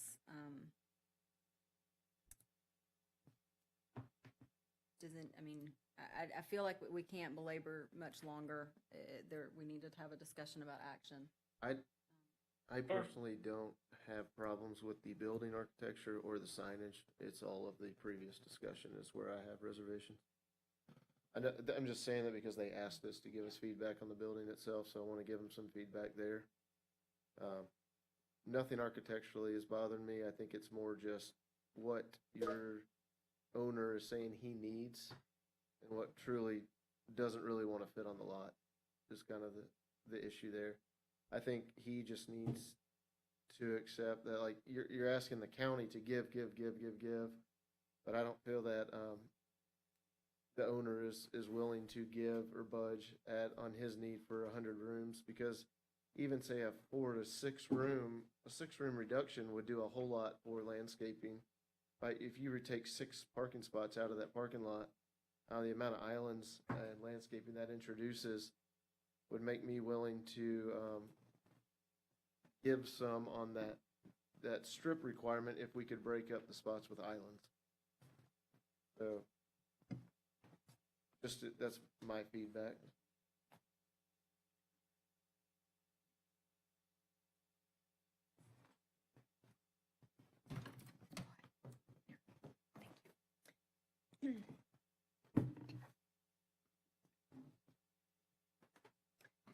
I would agree with you. I mean, the signage I think is appropriate. I don't have any issues with the hotel building. I do have a little, some concerns about the site, and I think that we talked about some creative solutions for helping to mitigate some of that. If they're open or not open to reexamining some of those, that's kind of where we're standing. So can you clarify something, Kelly? So we have 2 director determinations that are outstanding, Outstanding, probably approved, but yes. and that is reduced landscaping. It's the alternative arrangement of the foundation plantings. Okay. So it's slightly smaller linear footage wise or square footage wise than Okay. what was in code. It's just in different arrangement. A different arrangement. Which is something that the code says by all means you could request. So that's not necessarily in and of itself concerning. And then the other one is about the canopy tree placement on the inside of the wall instead of on the outside. On the outside of the wall. With the wall length, it's required to have the canopy trees plus 2 stylistic or mitigating items, design items. Could be undulation, could be material changes, could be berming or some different things, or could be additional landscaping. But the request is just to put all of that landscaping on the inside. On the inside. So it does put that burden on them to demonstrate that they're creating an attractive and undulating wall, which is why we see the undulations on the plan, but don't have any elevations to know what the materials and colors and things Right. are. Okay. And on Hey, this, this is Mike Langston one more time. We would much prefer a continuance and a denial. Denial puts us all the way back through the system. We understand that there are some issues that need to be worked out for you to be comfortable with this project. You know, like I said, we've been working on this for months now, and we've had moved forward on the direction of staff, thinking that staff was leading us down the right path and giving us the right information. We have worked numerous hours trying to work these issues out, and we appreciate your input tonight. However, if the feeling of the board is that, you know, you're going to deny this, then we would ask for a continuance so we can try to resolve some of these issues. And we would appreciate your consideration for that.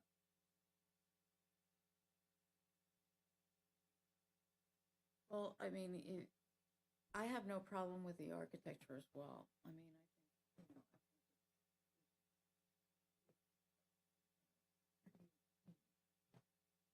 I like how the scale of it and the articulation and the roofs. I mean, I think that's all commendable, but I would like to get rid of that one wall, you know, in the buffer. I think that would make a huge, great green space and soften and you know, any other additions of landscaping, I think it would help a lot.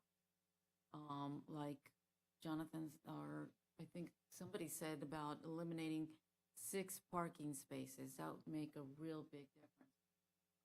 I'm concerned about the wall on the property line because of the offset footing, and the fact that you wouldn't be able to put in a deciduous tree with a footer that's right under it. It wouldn't live. So those things concern me, and I think that the idea of talking to the neighbors and trying to come up with that, being able to use that dead zone, and, you know, maybe eliminating their fence there so you could have more landscaping. I think that would be, I would consider that a really good objective. You know, I'm sorry that you've had to go through such a long process, and that, you know, so much input. But I think it's gonna, in the end, it's gonna, you know, this is gonna be a long-term project, and it's worth the wait sometimes. I do see your frustration and the fact that you're trying to work with us. And to add on to the list of suggestions that Lourdes was making, you know, reducing that parking stall depth adjacent to that landscape bed, to just give those plants a little bit more green space and root structure, goes a long way. And I know that we can do that in the code, from 20 feet to 18 feet. I have, in other municipalities, done 16 feet and allowed that additional space, you know, overhang and just over grass or landscape bed. So I think there's some solution there that could help the plant material and kind of making sure that you've got something that's viable. So, and I know you had mentioned wanting to reuse the palm on site, and had coordinated with staff to a portion of those canopy trees, and I think that's commendable to try and reuse some of the material, but I still think we need to look at making sure we're trying to make the best decision for what that landscape bed looks like. So I would say the one other thing to add to that list would be the relocation of the dumpster. Look and see if that is an option to get it away from the residential units. But if you guys are willing to look at those options and try to address them and come back, I'm totally for a continuation. yeah, I would prefer to see that over us taking action without without any changes to the plan tonight.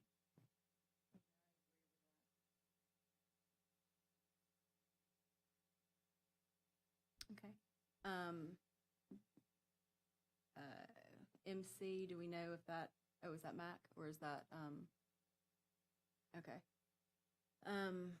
We may have another public comment, so let's go ahead and allow that one. I'm not sure, the name's not popping up. And then we'll go. Hello there, can y'all hear me? Yes, we can hear you. Are you coming for a public comment, or are you part of the design team? I'm not part of the design team, actually, I'm a principal at Banyan Investment Group. I'm with the ownership of the hotel. Okay, My great. name is Manoj Chauhan. Can you please spell that for our records? Manoj Chauhan. MANOJ CHAUHAN. Thank you. And go ahead.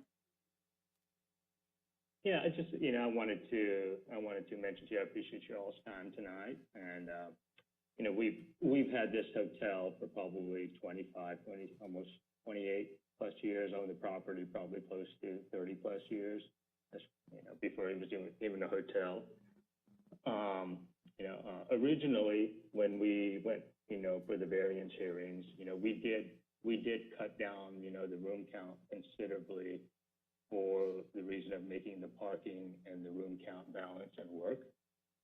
Removal of, 6 parking spots would definitely affect, the project. I think most of these items, I feel confident within the team to be able to make everything, for the most part. I think, I feel pretty confident that we can make all these things work, but I think I think removing the parking spaces would, is a very difficult one for the hotel. And I don't think we're suggesting that is a requirement for our approval. I think that was a suggestion. I'm sorry, I'm not able to hear you too well. Sorry about that. I was saying, I don't think that was a requirement on our side. I think it was a suggestion for how we could achieve some additional landscape space to help bring in some and soften that.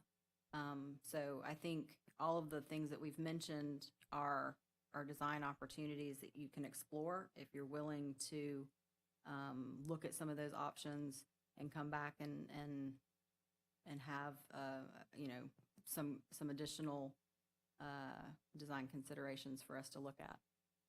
So I don't think that was a hard number or hard, we need this in order for you to make a successful attempt here. I think it was just one of the options that we were listing as things you can consider.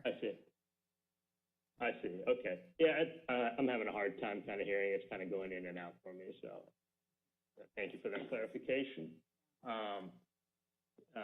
One of the things I did here was the removal of the wall on one side of the building.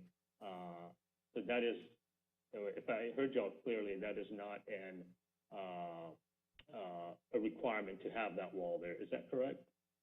That's my interpretation of the code. I believe it because it's not used in the buffer capacity. So I'm pretty confident that that's just there for the continuity of the site instead of a requirement. So that would give us the opportunity to add additional landscaping on that side of the property. Is that correct?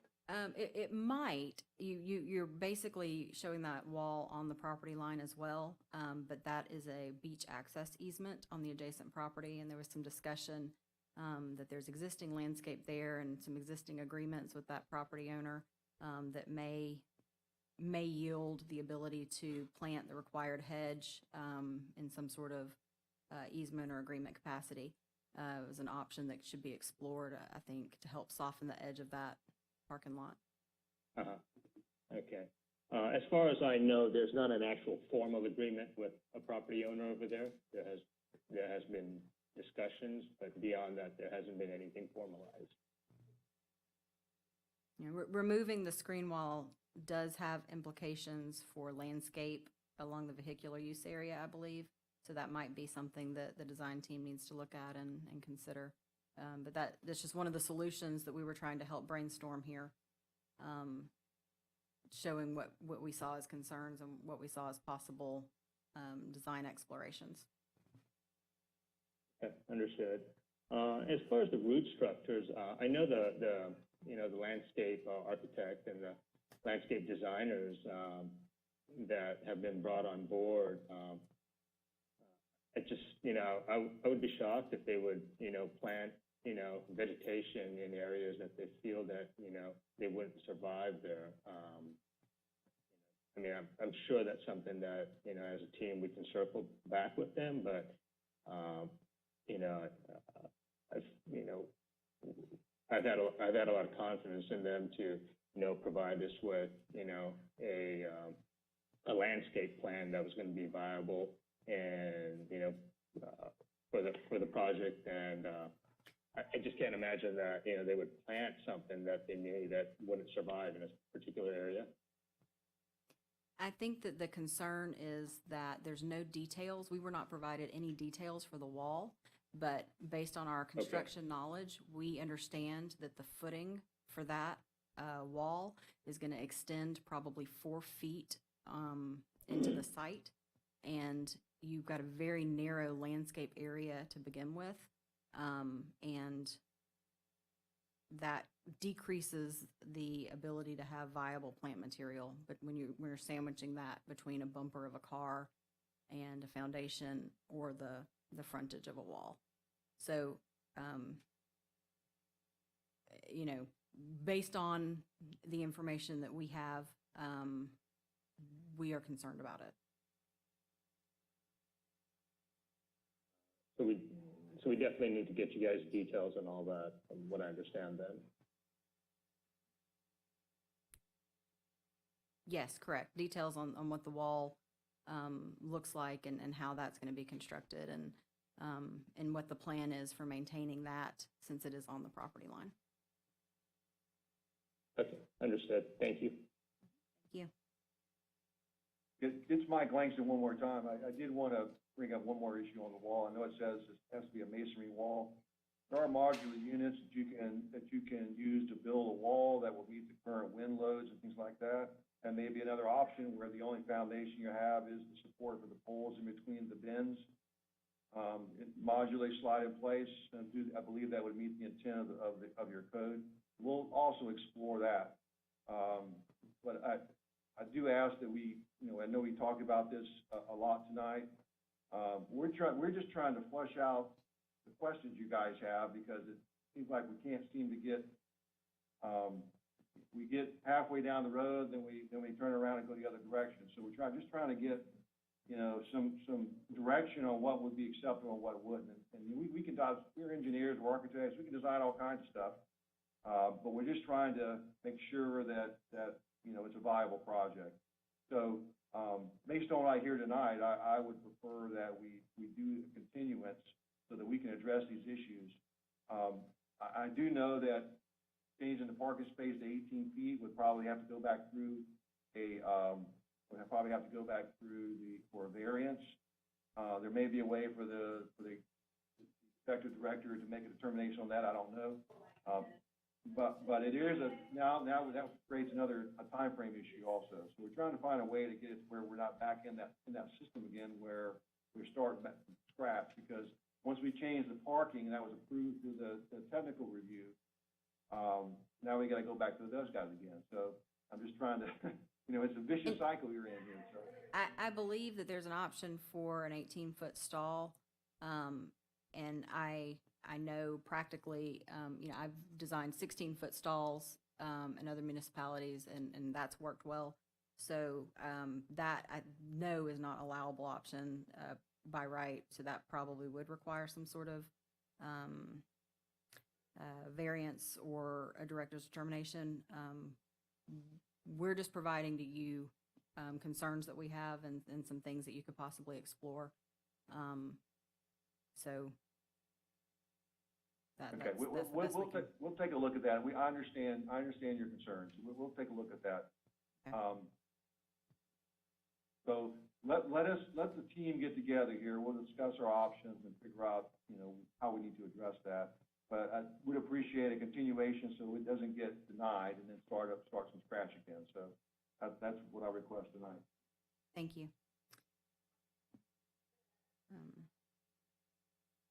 Wait a point where someone wants to make a motion or to take some action here. Feel like we've been talking about it forever. I'll take a motion to continue.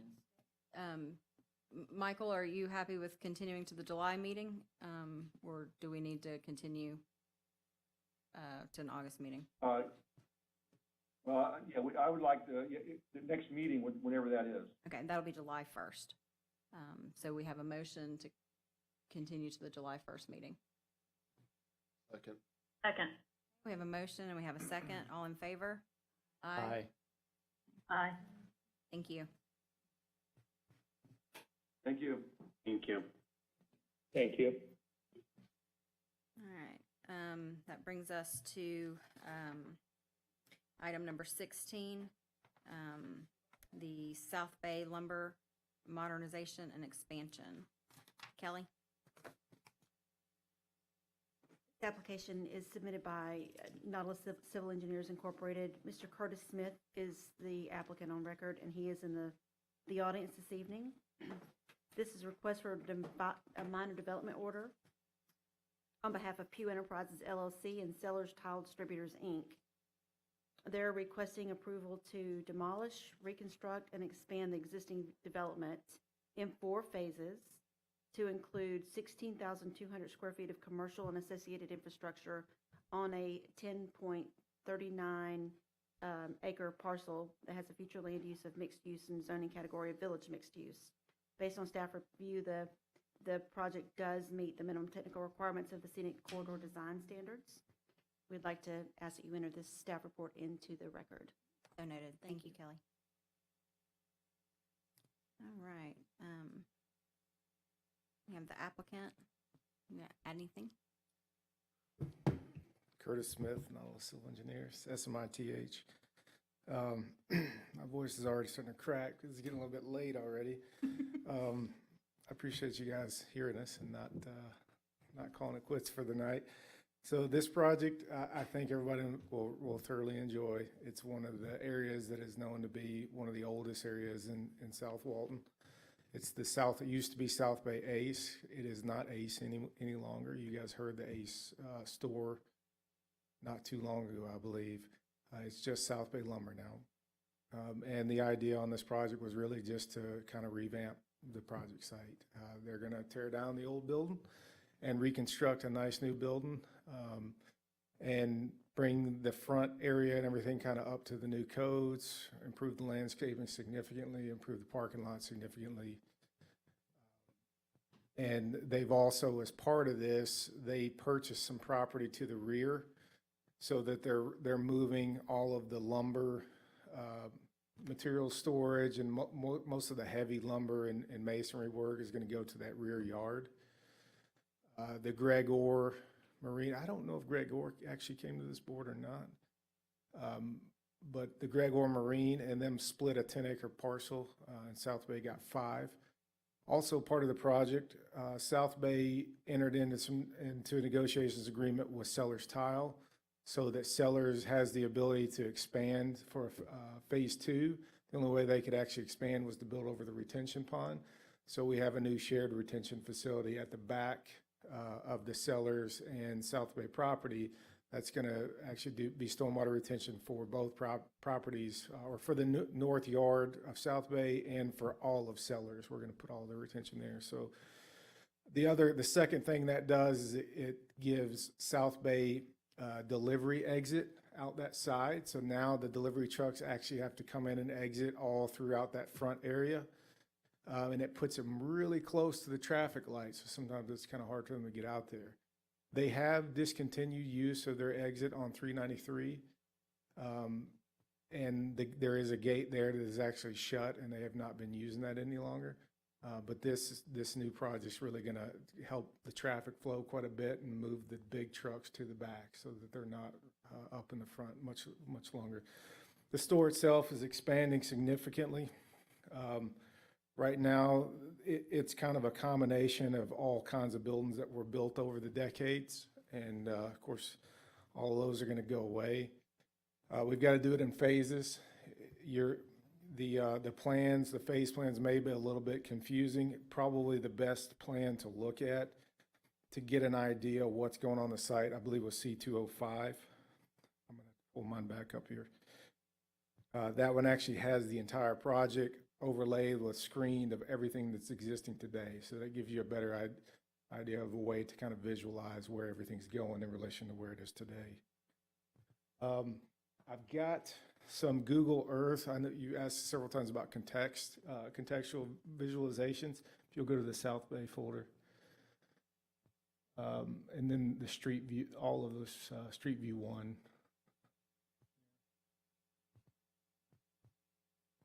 So I went ahead and grabbed some of these earlier because I thought there might be some questions about it. This is what it looks like today.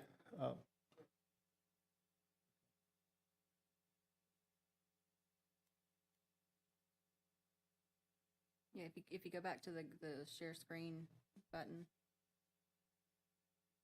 should be in the middle. And then you can share just the photos, be the second one down. Yep, and then share. And then she should be able to see it. Okay. Leah, are you all able to see that? Yeah, she's.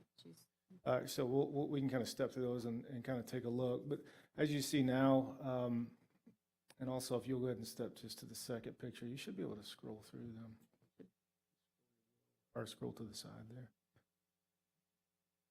So you see right now that there is a monument sign in the front and there's some landscaping in the front. I don't know exactly what went on with that, but from what I recall, there was the owners, another engineer was involved, told me that when they built the monument sign, they actually added some landscaping up there in the front. That landscaping is actually in the right of way because the parking lot, those front parking stalls have always been all the way up to the current right of way line. That probably wasn't the right of way at some point in the past.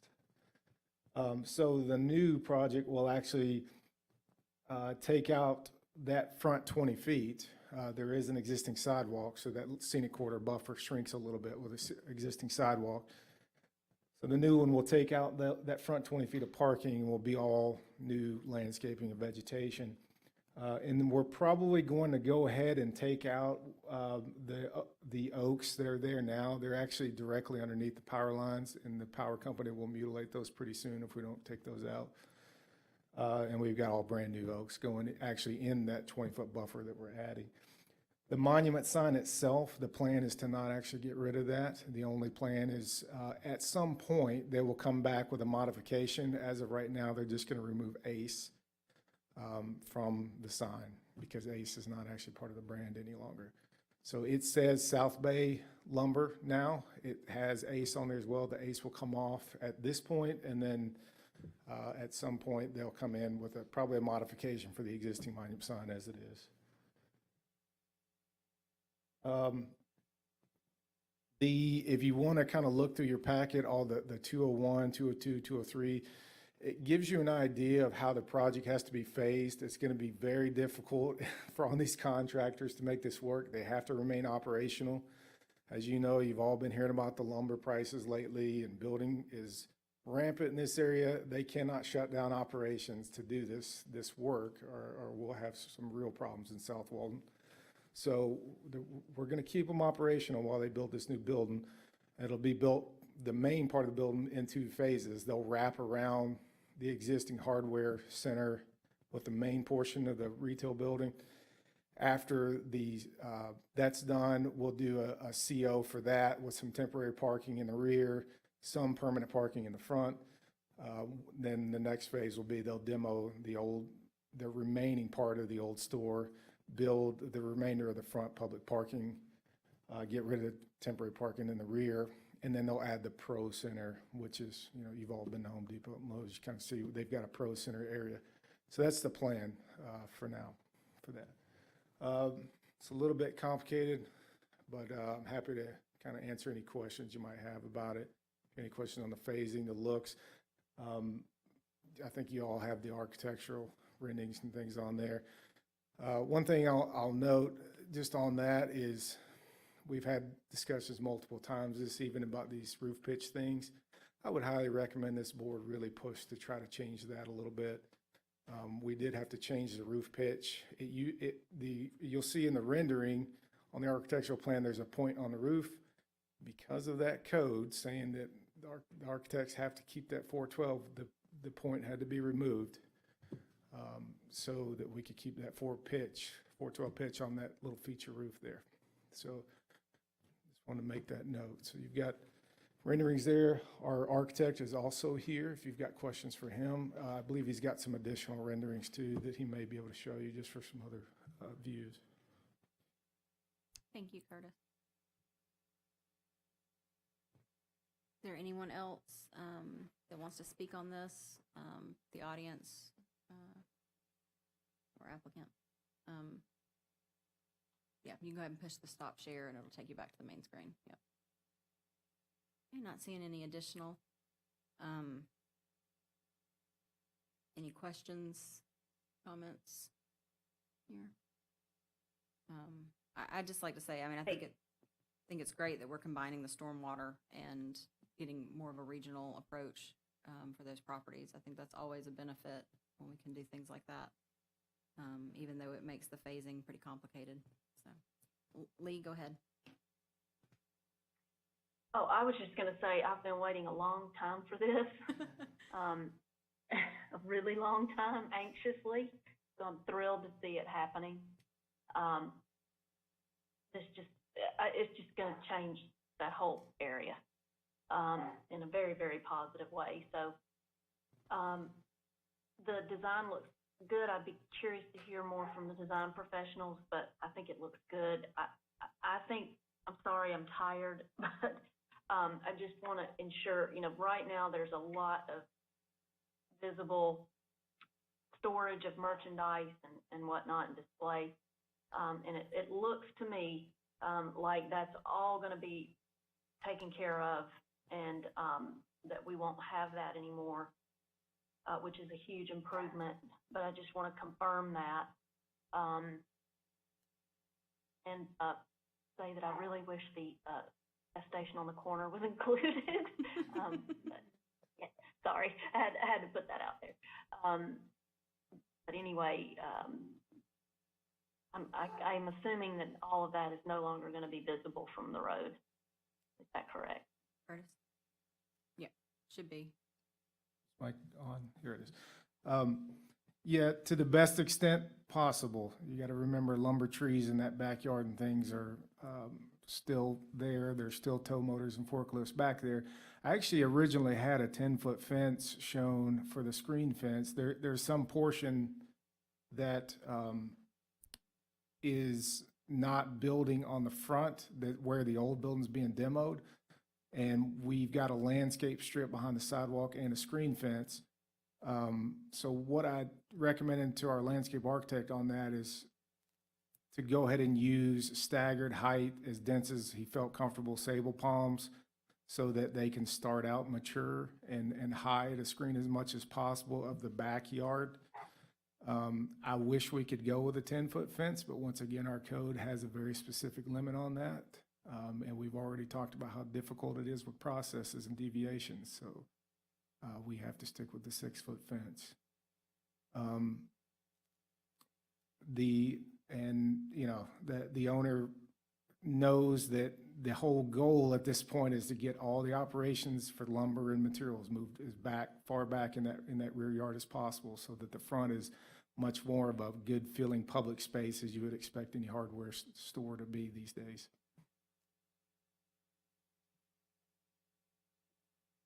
All right, so then that begs further questions. So let me make sure I understand. Like right now, there's that huge chlorine tank that you can very visibly see. Correct. It is moving to the back, and it's shown on the site plan where it's moving to. It's moving to the far north side of the existing yard, right as you cross over into the north yard.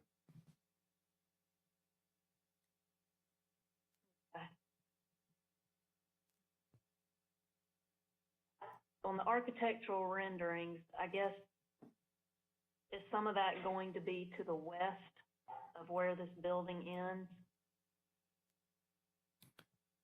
Yes, that's where the 6-foot screen fence is. to the west of where the building ends, and the sable palms that are 14 to 18 feet staggered height. And of course, we've got more landscaping in the front that will help also. We've got several oaks, and I can't remember the other canopy trees. He used 2 different canopy trees, I believe. So we're trying to do that, but of course, with canopy trees, when they get planted, they're not going to be screening much in the back for the first 10 years of their life. So that was the choice on using sable palms, so we could do a little bit now as much as possible. But the landscape plan, like you mentioned, is layered. So you do have Yes. an understory, a pretty dense understory layer that as you're driving in your car, Lee, that's really what you're going to be seeing for the good bit of it.